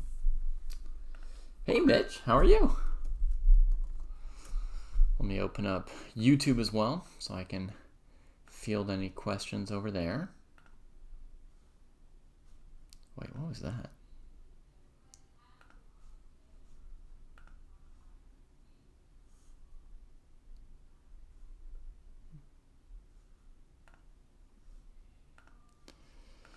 Strange. Hey, La Liga enthusiast. Yes. I am home and I will be looking at Gukesh's games from the European Club Championships. Absolutely. All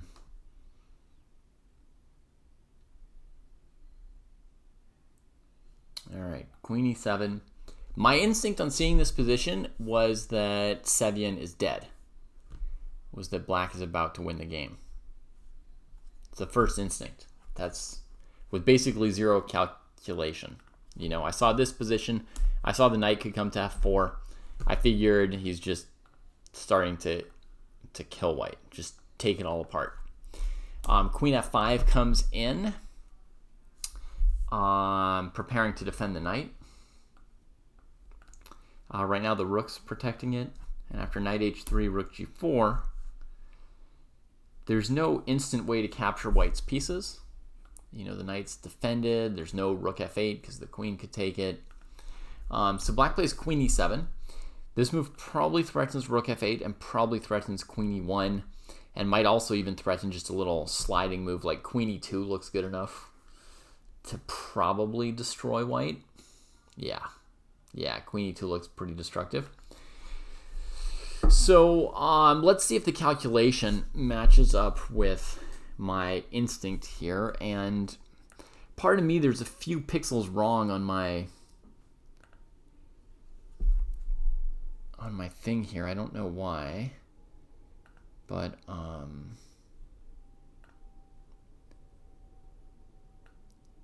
somehow I can't get these last few pixels under Sevian's name to show up. Oh, there we go. They've been unlocked. Well, that's nice.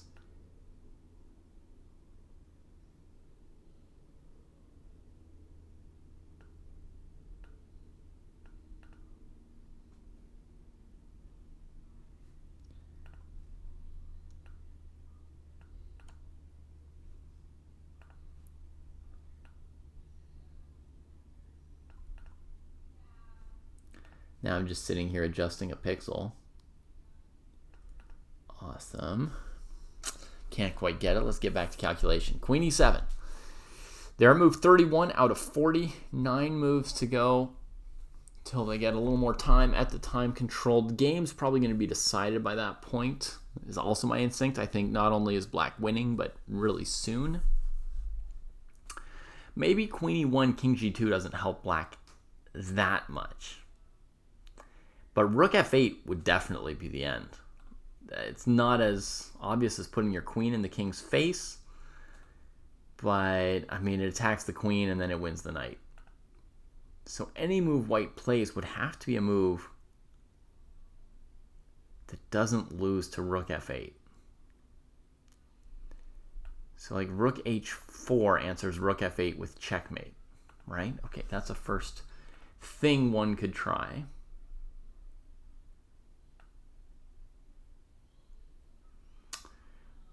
Why is the ECC commentary awful, La Liga? I would love to hear your thoughts and feedback on commentary, good and bad. So against this move, black needs a move that doesn't allow checkmate. So black kind of has to give check. Knight f2 is not impressive. Maybe bishop f3 to drag the queen away. Queen e1. King here. The bishop's covering some of the most devastating moves here. Check here. And white has more than survived. They've got very good winning chances in that endgame. If black goes queen f3 at the end. Queen e7, rook h4, queen e1, queen e2. And, you know, there may also be king g3. No, then queen f3 is okay for black. King h3 is better. Okay. Queen e7, rook h4. What else can black do?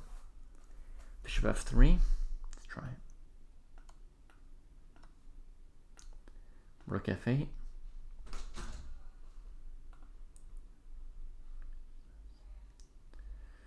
By English, you mean engine, maybe? I don't mean to be rude by saying that. I'm just making sure that I understand correctly. They're reading out engine lines. Classic new form of chess commentary. So I'm like queen here. Check. Bishop here. White seems to be winning again. Right? What am I missing? They're up a piece and rook h7 is coming. What does black do if Sevian plays rook h4? Black's supposed to lose. g6, there's bishop takes king. h6, with the idea of takes. Weird idea. But rook takes h6. Right? Also, rook takes h3. Well, that's confusing. Rook h4 looks completely winning for white. 100% against my instincts. I'm hearing some clicking. Are there other moves being played? If I've got my setup correct, which I did hastily today, below me you should see the live position that they currently have Sevian to move with his clock ticking. He's white. And then up here you should see me sort of moving around pieces. And so over here is not the live position.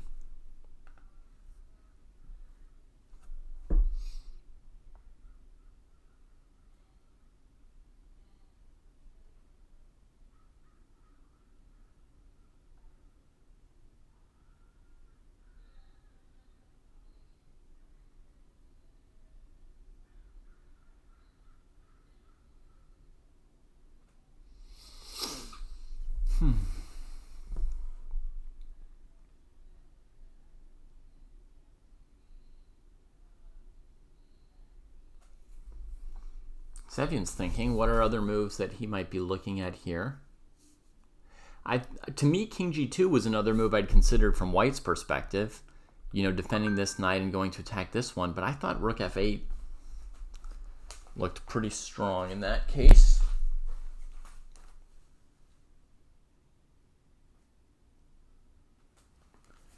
Not sure how it looks to other people, but it looks pretty devastating to me. To me,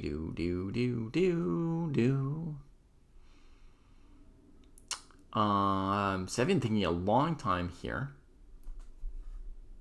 I'll just say, as a percentage of his time, he's used, I think he had 11 minutes to make 9 moves, and he spent at least 5 of them. 5 and some change already on this, so basically he's using half his time already on this one move.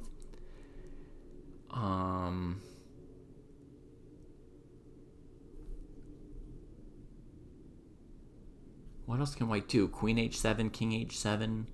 I don't see the follow-up. The black king will be safe on g8. The dark squared bishop and rook can't reach it there.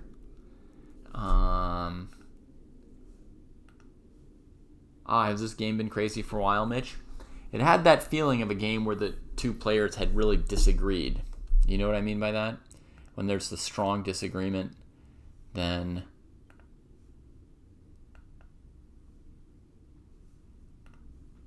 then you can really see just how controversial and sharp the position gets. Like one person saying one imbalance is more important than the other, and they're not backing down. They're more and more committed to proving their idea.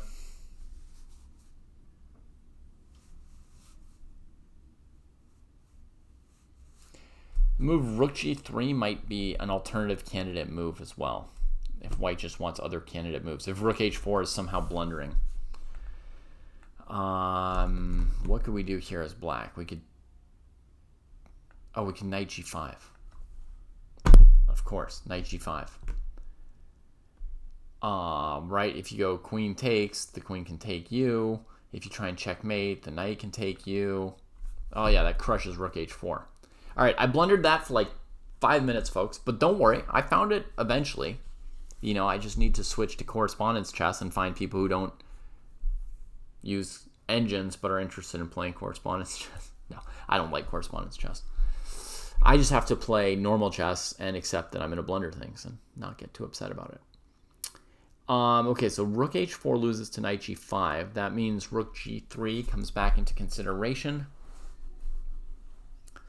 Rook g3, even here, black could try knight g5.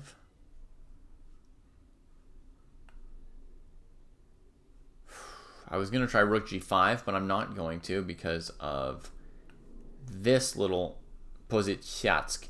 This one here is sometimes called shachmat. So usually you just have to avoid it. So let's take with the queen. Oh my goodness, black can still do this same pozycjatsk. It doesn't even matter how we take back. The best diagonal ever is finally winning. It took me like 10 years to get to this calculation-wise, but ultimately it's very clear that black's winning. So after queen e7, there's no way to stop knight g5, no way to stop rook f8, no way to do anything. Let's see what Sevyan played. Rook g3. Okay, so this is a move which at least maybe deals with rook f8 because of queen here. And against queen check, there's bishop g1. Sorry, wrong bishop. Bishop g1. And you keep f3 covered. However, according to a very simple calculation, the move knight g5 should be winning here. Now, I didn't really go all out on that calculation. What happens if we take here? Probably king g8 wins, but let's play an even more brazen move. Queen here. Now the queen can't get to e1. Takes. Check. Here. Here. Black wins. Also, a little kombinatsk like this. Also clearly winning for black. So rook g3, queen e1 check has been played. No knight g5. What's Pruess talking about? King comes up. What's happening? There's some kind of a plan. It involves very forcing moves. Queen check. Is it king h3, bishop c8 the whole combination? That's disturbing. It's disturbing to win that way by blocking off your own back rank and saying that you're not getting checkmated on it. This knight g5 was really simple as a kill as well. I mean, there was no difficulty to it at all. Oh wait, there was. Here, check, takes. Another blunder. So maybe knight g5 didn't even work here. It feels like it probably would work here, but maybe not.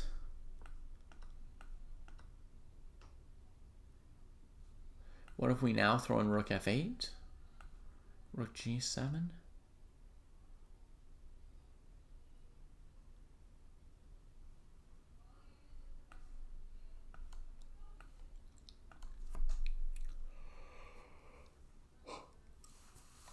That hurts.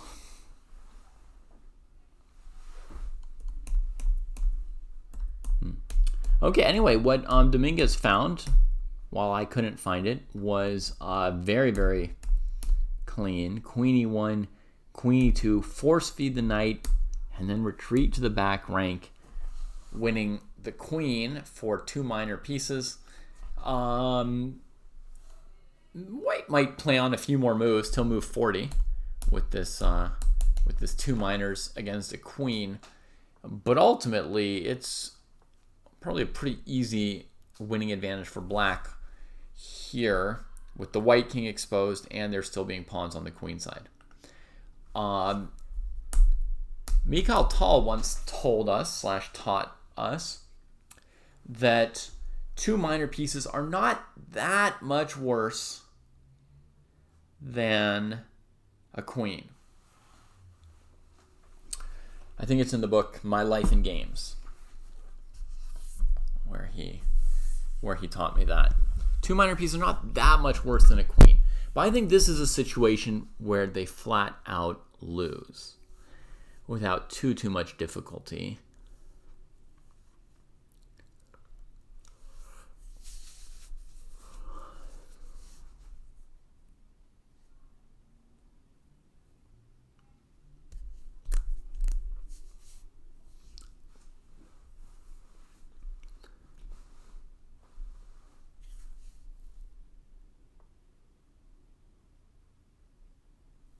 As black, my first instinct here is to play like rook c4, gh7, rook takes d4.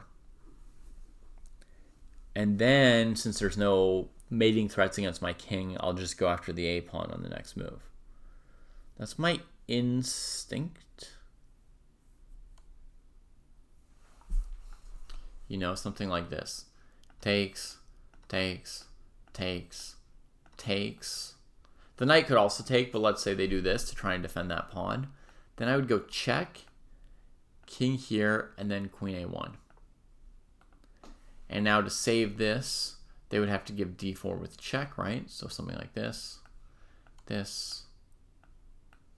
Oh, the knight's hanging. That wasn't good. Let me put the knight somewhere else. Knight g5, check here.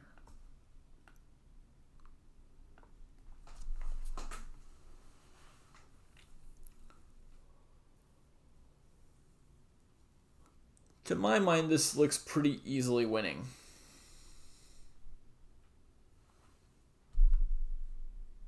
And just one instinct for how I might handle the position. There's other options. Rook f8 is another move I calculated, which I think is sound. White would have to move the knight, not take on h7. So I think you could go rook f8. And then if the knight moves, you could go for an attack with queen f1, rook f4. Well, let me just give you a flavor for what I'm talking about. This move here, let's say this move, this move, this move, this move. That's the feeling of my idea, is you just sort of start attacking white's king. I think it's looks sound to me.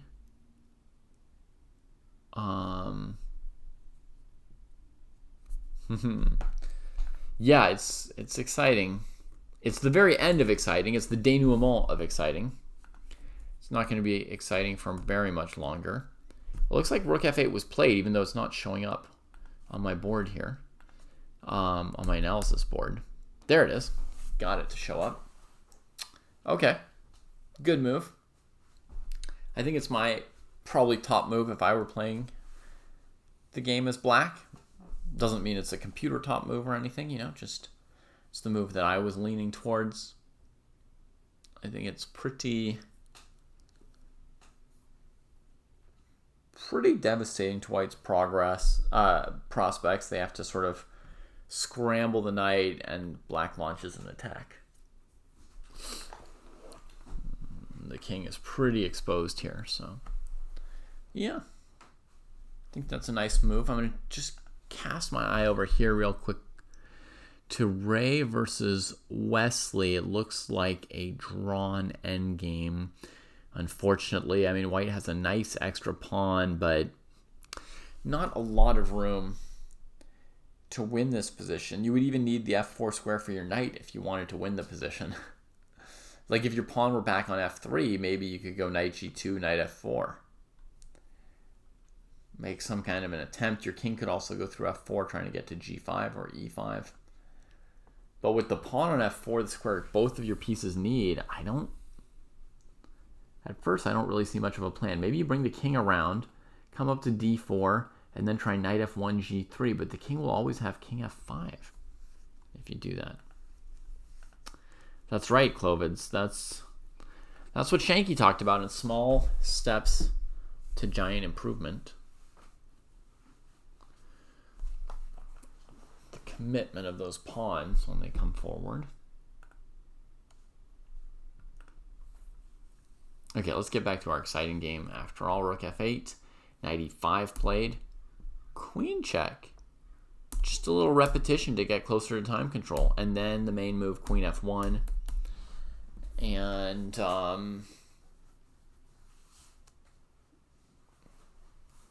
I mean, I think white might need to play rook g2 here, which obviously ties white up quite a bit. And against rook g2, maybe black has a powerful move in rook f5. Yeah. Oh, rook f5 is a killer move there. I mean, you just kind of know that there is a killer move, even if you haven't yet calculated it when you're playing like this, rook g2 played. You know that, there's going to be something. But as white, you just make it time control and then figure out if you need to resign. Let your opponent find the move instead of spending a lot of time finding the move for them and then resigning without them having to find it. So he just plays rook g2. Basically, he couldn't come up, because eventually you get into a situation like this. And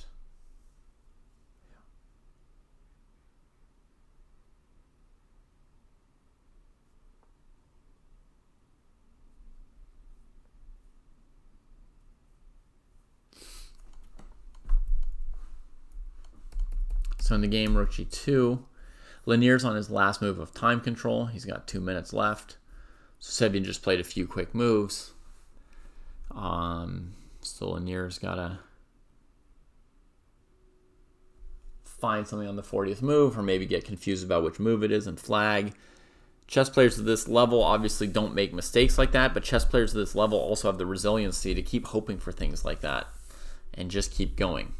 Like I can tell you, Sebian right now, 1 in a million chance my opponent doesn't make his 40th move and simply flags while thinking here. Maybe I can act like we've made time control and we're just thinking. Maybe number my score sheet wrong, so if he looks over at my score sheet, it looks like we've made 41 moves. Then if he flags, redo my score sheet to move 40, claim the win. I'm pretty confident that these players harbor those kinds of hopes. It's part of the competitiveness to be up at that level. Yes, that's what I think as well, Clovids. Black is surely winning to me. Especially this move that Lanier has now played and that I mentioned before. Rook f5 looks like really the killing blow because the idea is to go rook h5 check. The king's tethered to this rook, which is undefended, and white can't even defend it, right? So we're going after this piece. We can't play rook f2 because of the bishop, but we still want to go after this piece. So the idea is to go rook h5, rook g5, right? Like I'll just play a move for white so you can see it here, here, here, done. And for that matter, you can also win with simply this move in some case, depending on whether or not there's knight f7. Here, knight f7 would actually win for white. But if white played g takes h, for example, I suppose you could then do this. Even still, why would you do it? There's no need. There's no need. Okay, so the threat is rook h5. White plays knight check.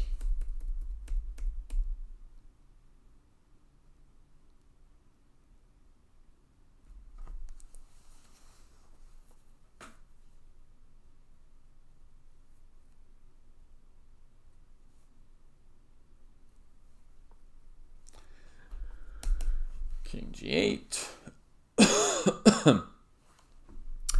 So this knight is preventing the rook from coming to g5 for now. but not for very long. GH7 is played.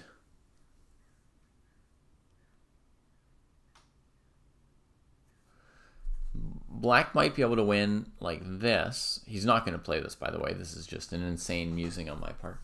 Black might be able to win like this.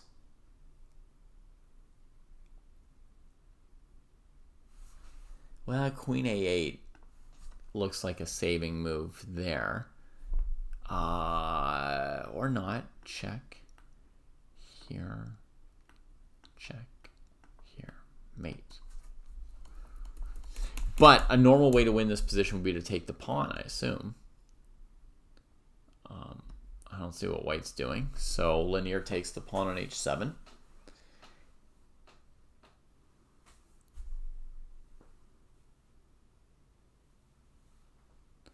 And that's it.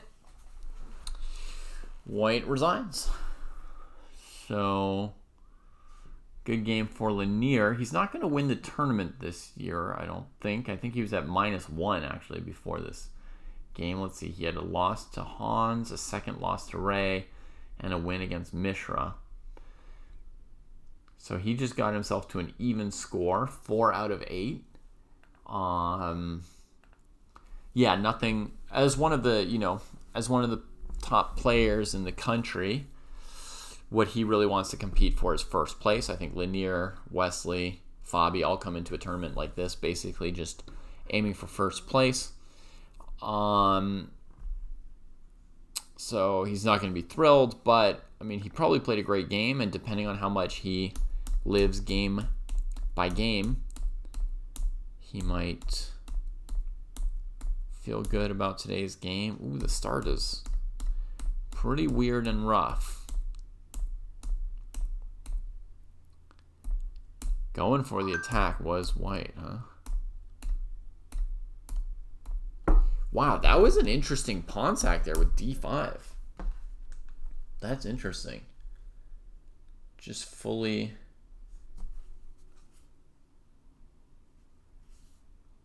Hang on, sorry.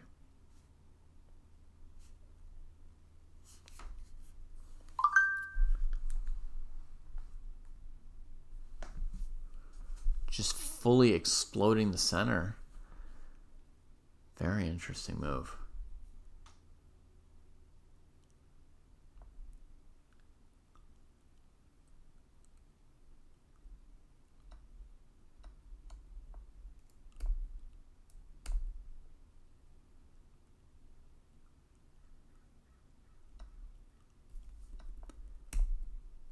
Ooh, and then this move. Evil. Just bringing the knight over to the king side. Yeah. Going after the dark squares, which are weak. Check. Ow. Here comes the knight. Yeah, this must be a losing move. I wonder if white has anything better here. But it feels like white's been out-geniused at this point. Yeah, this is a game that Linear could probably feel pretty good about if he is at all a game-by-game kind of person who's like, oh, if I played well today, then I did what I could today. Here's how the queen was traded for the pieces, Glovids. Here, black's got this major threat of rook f8, winning the knight on f3, as well as a slightly more veiled threat of knight takes g5, deflecting these pieces. And there's bishop takes knight, so you lose material as white after knight takes g5. So white plays rook g3, trying to support the knight, chase this piece out, and black plays check, here, check. And the king came out, taking the knight, and the queen was lost with this backward thing. So the knight was kind of like secretly connected to the light squares. You see? And white didn't really have a better option than losing the queen, because if this were played, then there's check. For example, you block, and then mate. Hey, Kraai, how are you? And if you block with the rook, then you undefend this knight, and it's the end this way. Okay. Let's see if this game's been agreed drawn yet. Looks like they've got a bunch of time still on their clocks. What has Ray done? Rerouted the knight. Kept the king here to keep this king at bay. So where's this knight going to head? To e3, try and push the king back, transfer the king over, and then still try and transfer to here? I don't know. I don't know where it's going. I don't know where it's going. A FIDE Rapid tournament. Okay. I don't know that there's any particular name to the knight bishop idea, LJD. I don't know a name for any of that.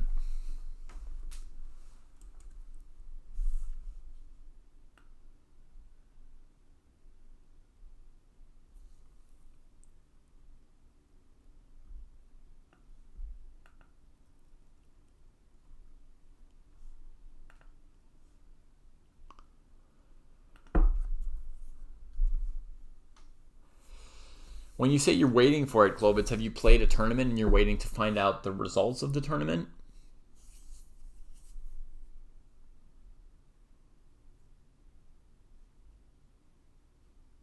We've had a couple of that Fischer endgame this tournament at Craddock, yeah? We had Fabi and Dominguez, I think, both had it in the same round, like two rounds ago. The Fabi one was like spectacular too.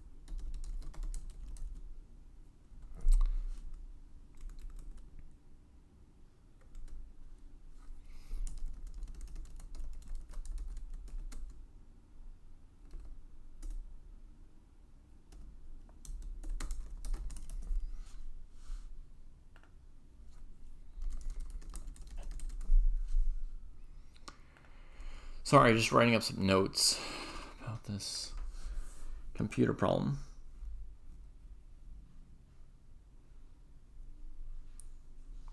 Hey, thinker teacher.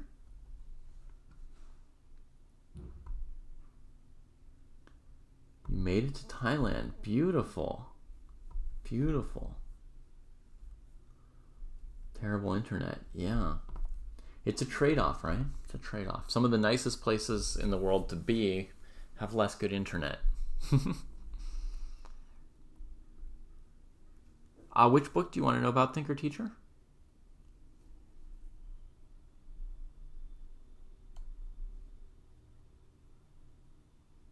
Oh, the book that the Chess Dojo is going to publish, you mean? About analyzing your own games? Or about analyzing one's own games? Yeah, that's one. It's largely written by Chess Dojo members, actually. But Jesse, Kostya, and I each have a section in it where we talk about our process for annotating games or things like that.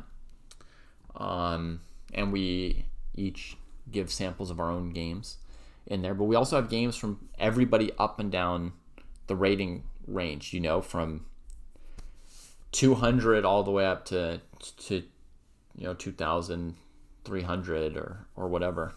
We've got games at every level that Jeffsy has selected as being well annotated.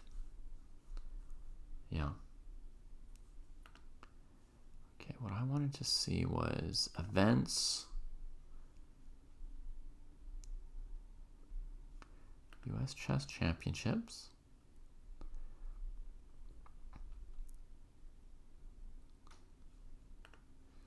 So today Fabi played against a Wonder who was basically the closest to him in the whole tournament at this point.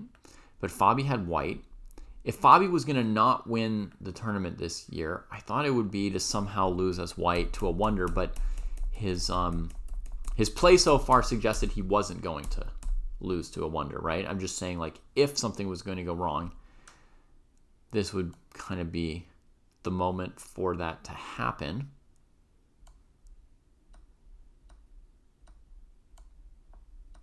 Okay, I just calculated that little combination, then it actually happened. I think white is slightly worse after that combination.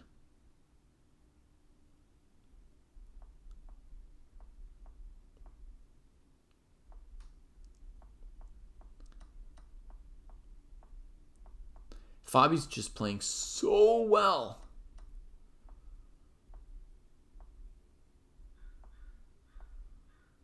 A Wonder also.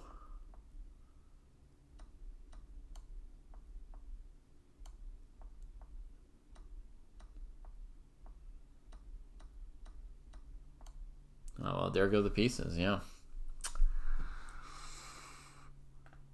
So the results are hard to read because of the missing player.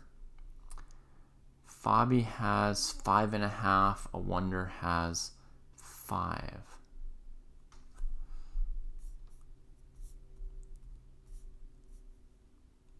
I think Fabi's got one less game counted for now.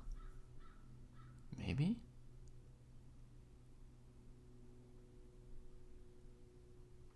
Yeah.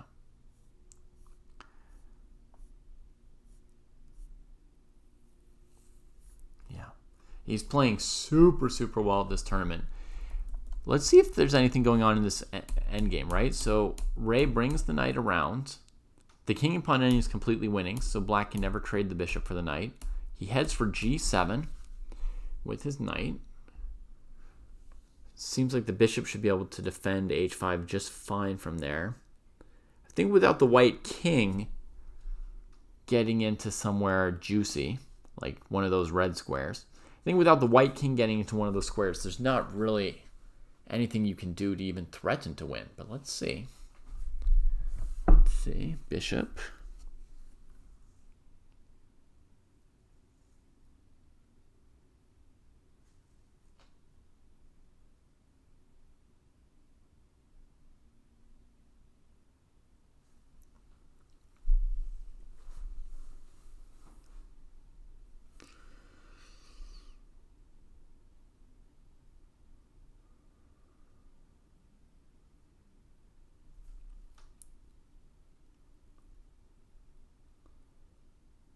Only 2 rounds left.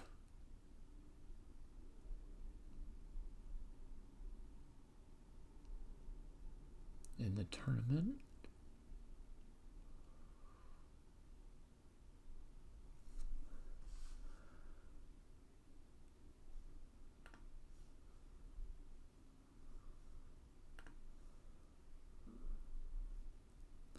Just click here again for a second. So if I click on a Wonder, it says 5 out of 8. If I click on Fabi, it says 5.5 out of 8. That would mean they each have 2 games left.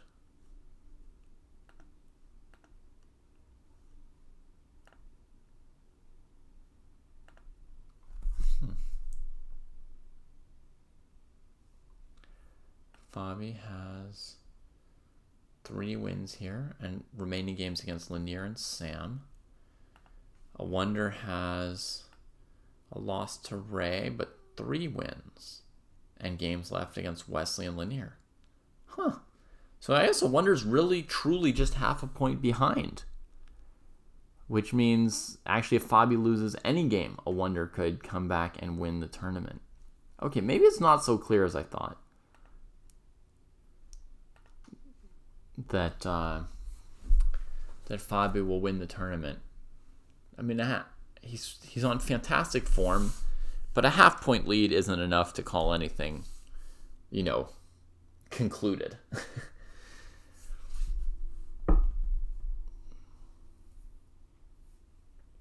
Certainly the tournament's still just going on. If it's really just half a point, and then there's 1 or 2 people who have 4.5 out of 8, I think I saw.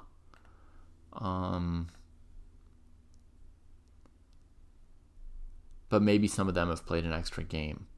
Let's see. There's maybe Levon. Does Levon have 4.5 out of 8 or 9? Out of 9, yeah. So he's only got 1 game left, so he's not gonna catch up. Mishra has 2 out of 8. Not very awesome for Mishra. And Ray, who we're watching here, has 4 out of 8. So if he won this game, he'd have 5 out of 9. Yeah. It's pretty much just a wonder who's in real striking distance of Fabi, I think. Wesley has 3.5 out of 7. Yeah, just an even score. So most of the field is on an even score. There's basically only Fabi and a wonder on plus scores. Maybe Hans Niemann is on +1 after. Looks like he didn't play today. But maybe Hans is on +1 because he managed to grind out or get a blunder out of Mishra in this rook and pawn ending. Yeah, he's at +1, so there's one other person with a plus score. This rook ending, to me, looked clearly easily drawn for Mishra. By the way, anyone wanting like a 5-second rook endgame tip, here's the position. Black to play. To me, what makes sense is to go rook c4, rook c5, collect the c-pawn, and you've got rook and 2 against rook and 2. I don't even see a plan for white. I don't even know what white's doing next move. Their last move was f3. I have no idea what white's up to. In this position, Mishra played a move which to me is utter insanity. He plays f5 check, activating white's king, and trading the f-pawns to turn white's pawn majority into a passer. Here, if you go rook c4, white's not even doing anything. They're just doodling around, rook a2 or rook d2 or something like this. I think it's a foregone conclusion draw. Plays f5 check. And now the white king comes into the middle of the board, and white has a passed pawn. You have to give up your c-pawn because you just brought the king here from g4. So you're definitely down a pawn, but white doesn't even take it. He just queens the e-pawn. And there may be some insane way to hold this endgame for black, but Mishra didn't find it. But the simple part is to not play f5. I can't guarantee that I would know how to save this endgame here, but I would definitely know how to save the endgame before this. I wouldn't even consider it saving. I mean, it's just equal. I think, I don't want to overburden you guys, but I think probably the right move is rook d5 check, the first move here. Because the king has to defend the e-pawn, so he can't take your c-pawn, and he has to step in front and block this pawn. And then maybe you do something. Honestly, I still don't know how you would save it. Even that check makes sense to start, but even then, I don't know how you try and save. Maybe you have to repeat back to a5 so that if rook c2, you have c5, and your rook has distance for side checks for defending the rook and pawn ending like this.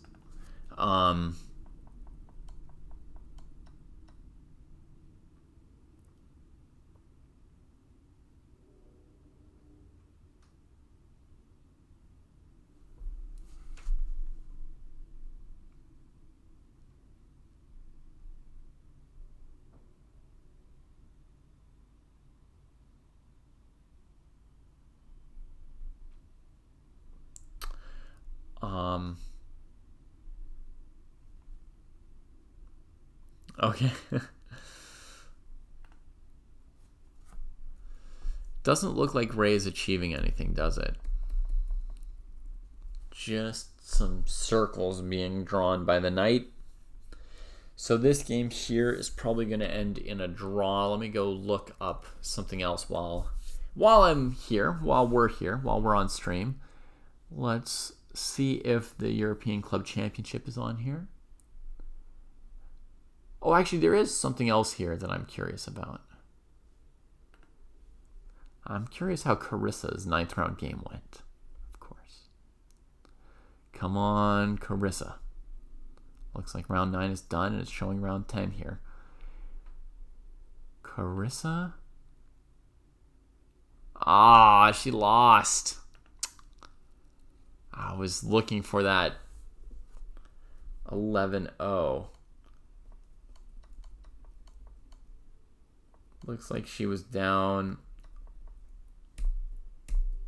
a full rook here.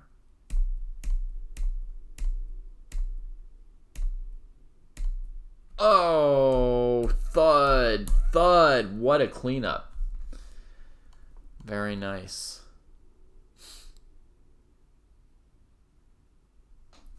I mean, black was up a full rook, but that's a nice cleanup. All right, let's find the European Chess Club. What is the best chess club in Europe? Gukesh, Arjun, Abdusattorov, and Firouzja are among the stars in action. Yes. Yes.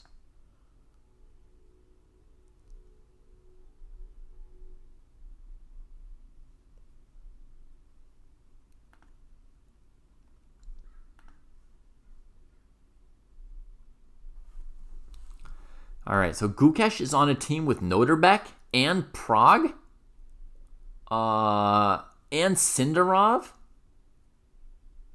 Holy cannoli!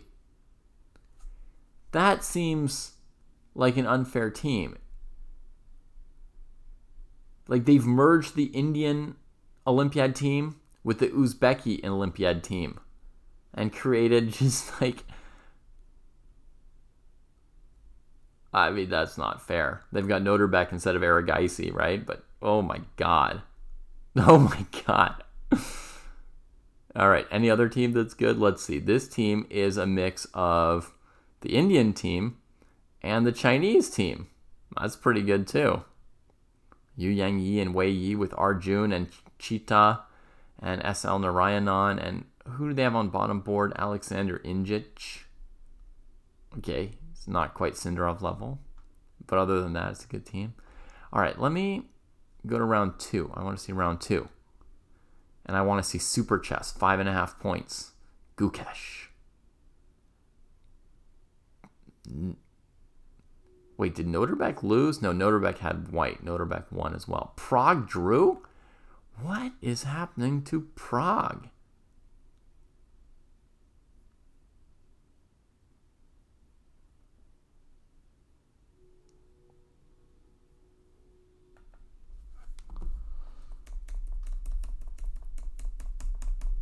I mean, Paul, even if Carissa got 11-0 in her tournament, it wouldn't break Fischer's record because Fischer played, the full U.S. championships.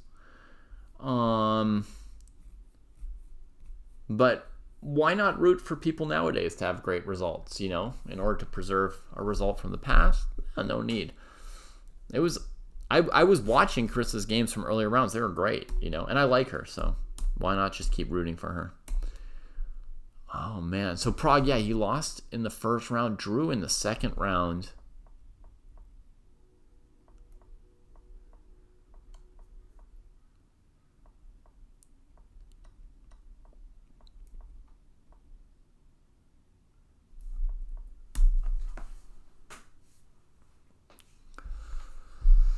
Always risky to have C2 undefended for a moment, but I guess it holds together.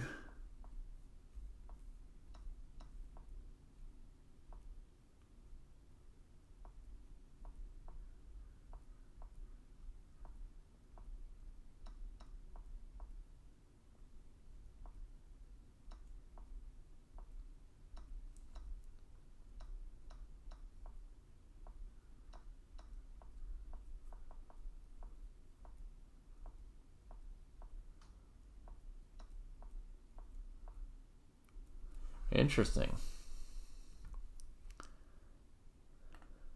Interesting game. Okay. But what I'm really here for, as everybody knows, is this. Ooh, F5.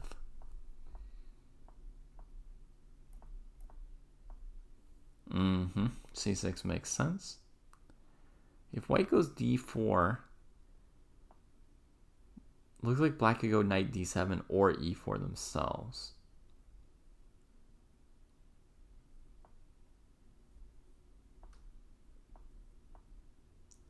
Yeah, so just plays f4 instead of d4 to have some space on the king side. It makes a lot of sense. I think black should just develop a little bit more before making any choices on the king side. You know, maybe queen e8. Nope, some surprising moves over on the queen side. Playing the full board. Finally queen e8.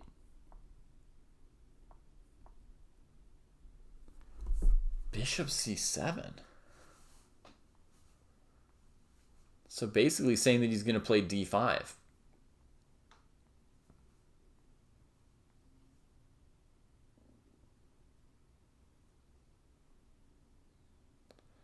There's so much pawn tension here, it's hard to keep track of the different structures that can happen and who they're good for. It's a lot here.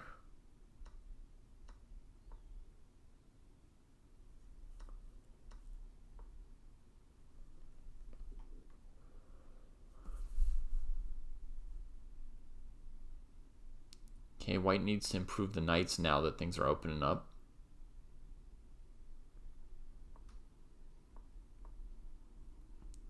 Instead, white tries to lock everything, which also slows down the game while the knights are on the back hoof. But yeah, you're locking in a positional advantage for black. The A pawn versus the C pawn. No, no, no. You gotta fight. You gotta fight for your right to be in the game. Otherwise, yeah, you're resigning. Spent a tempo. Spent a tempo signing your own bad position.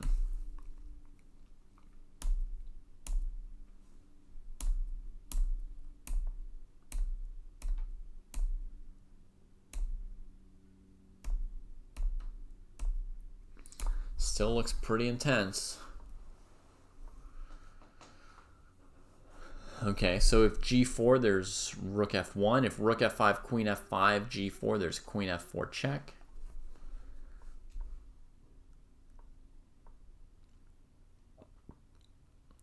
Little fancy move there. But queen h5 attacks h7. What on earth are you planning? Hang on, I don't even get it. Queen h5?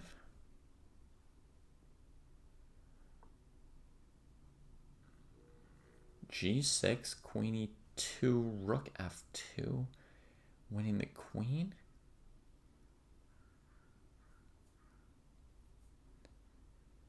Queen h5, g6?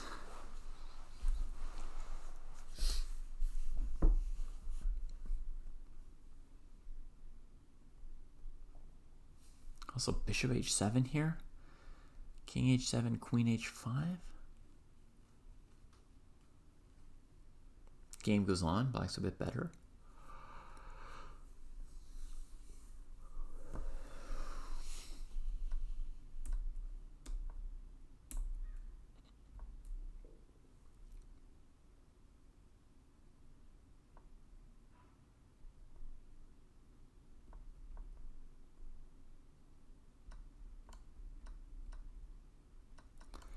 That was an ender, that knight e4 move.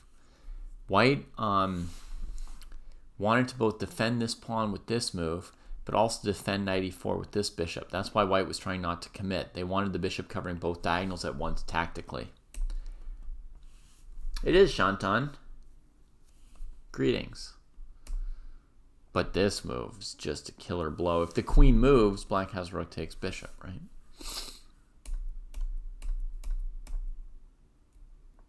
So here, here. And that's the end. The passed pawn starts to go. Yeah. Good game from Gukesh. Looking comfortable with lots of pressure, lots of tension, complicated game. Don't know what's wrong with Prague. Poor Prague. Get well soon.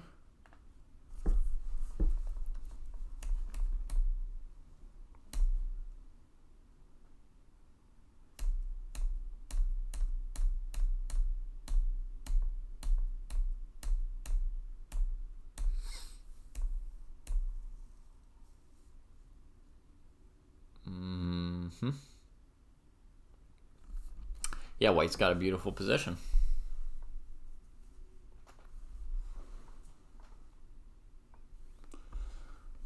White is targeting these two pieces that aren't anchored by pawns. So Black is forced into some weird rearranging of those pieces.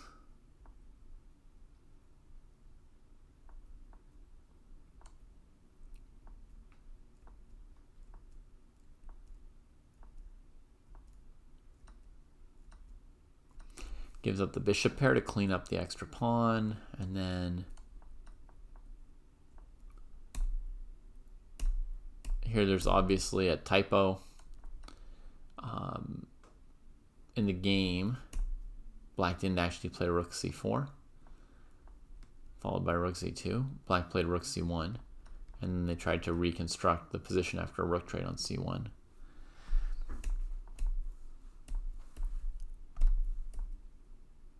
Wow, White gives back the extra pawn.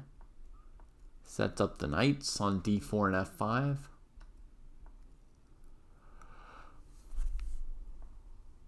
Oh, this does not look like a sure thing. Looks complicated.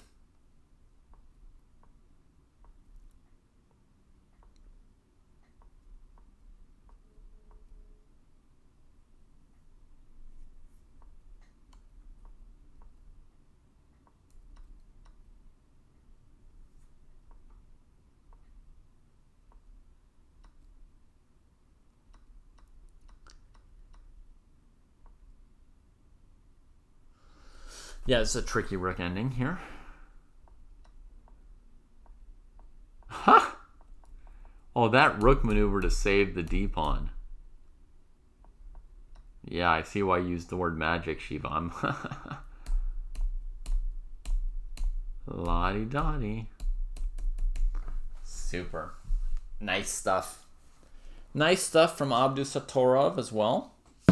So that team's looking good, even with Prague shaky. Maybe he'll come around in a day or two.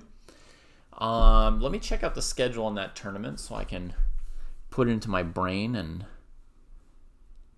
get on top of what's going on. So the games are at 6 a.m. for me. Tricky time. Tricky time for me.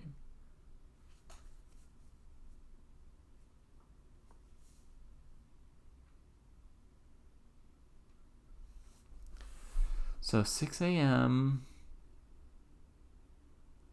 till Friday, then 5 a.m. on Saturday.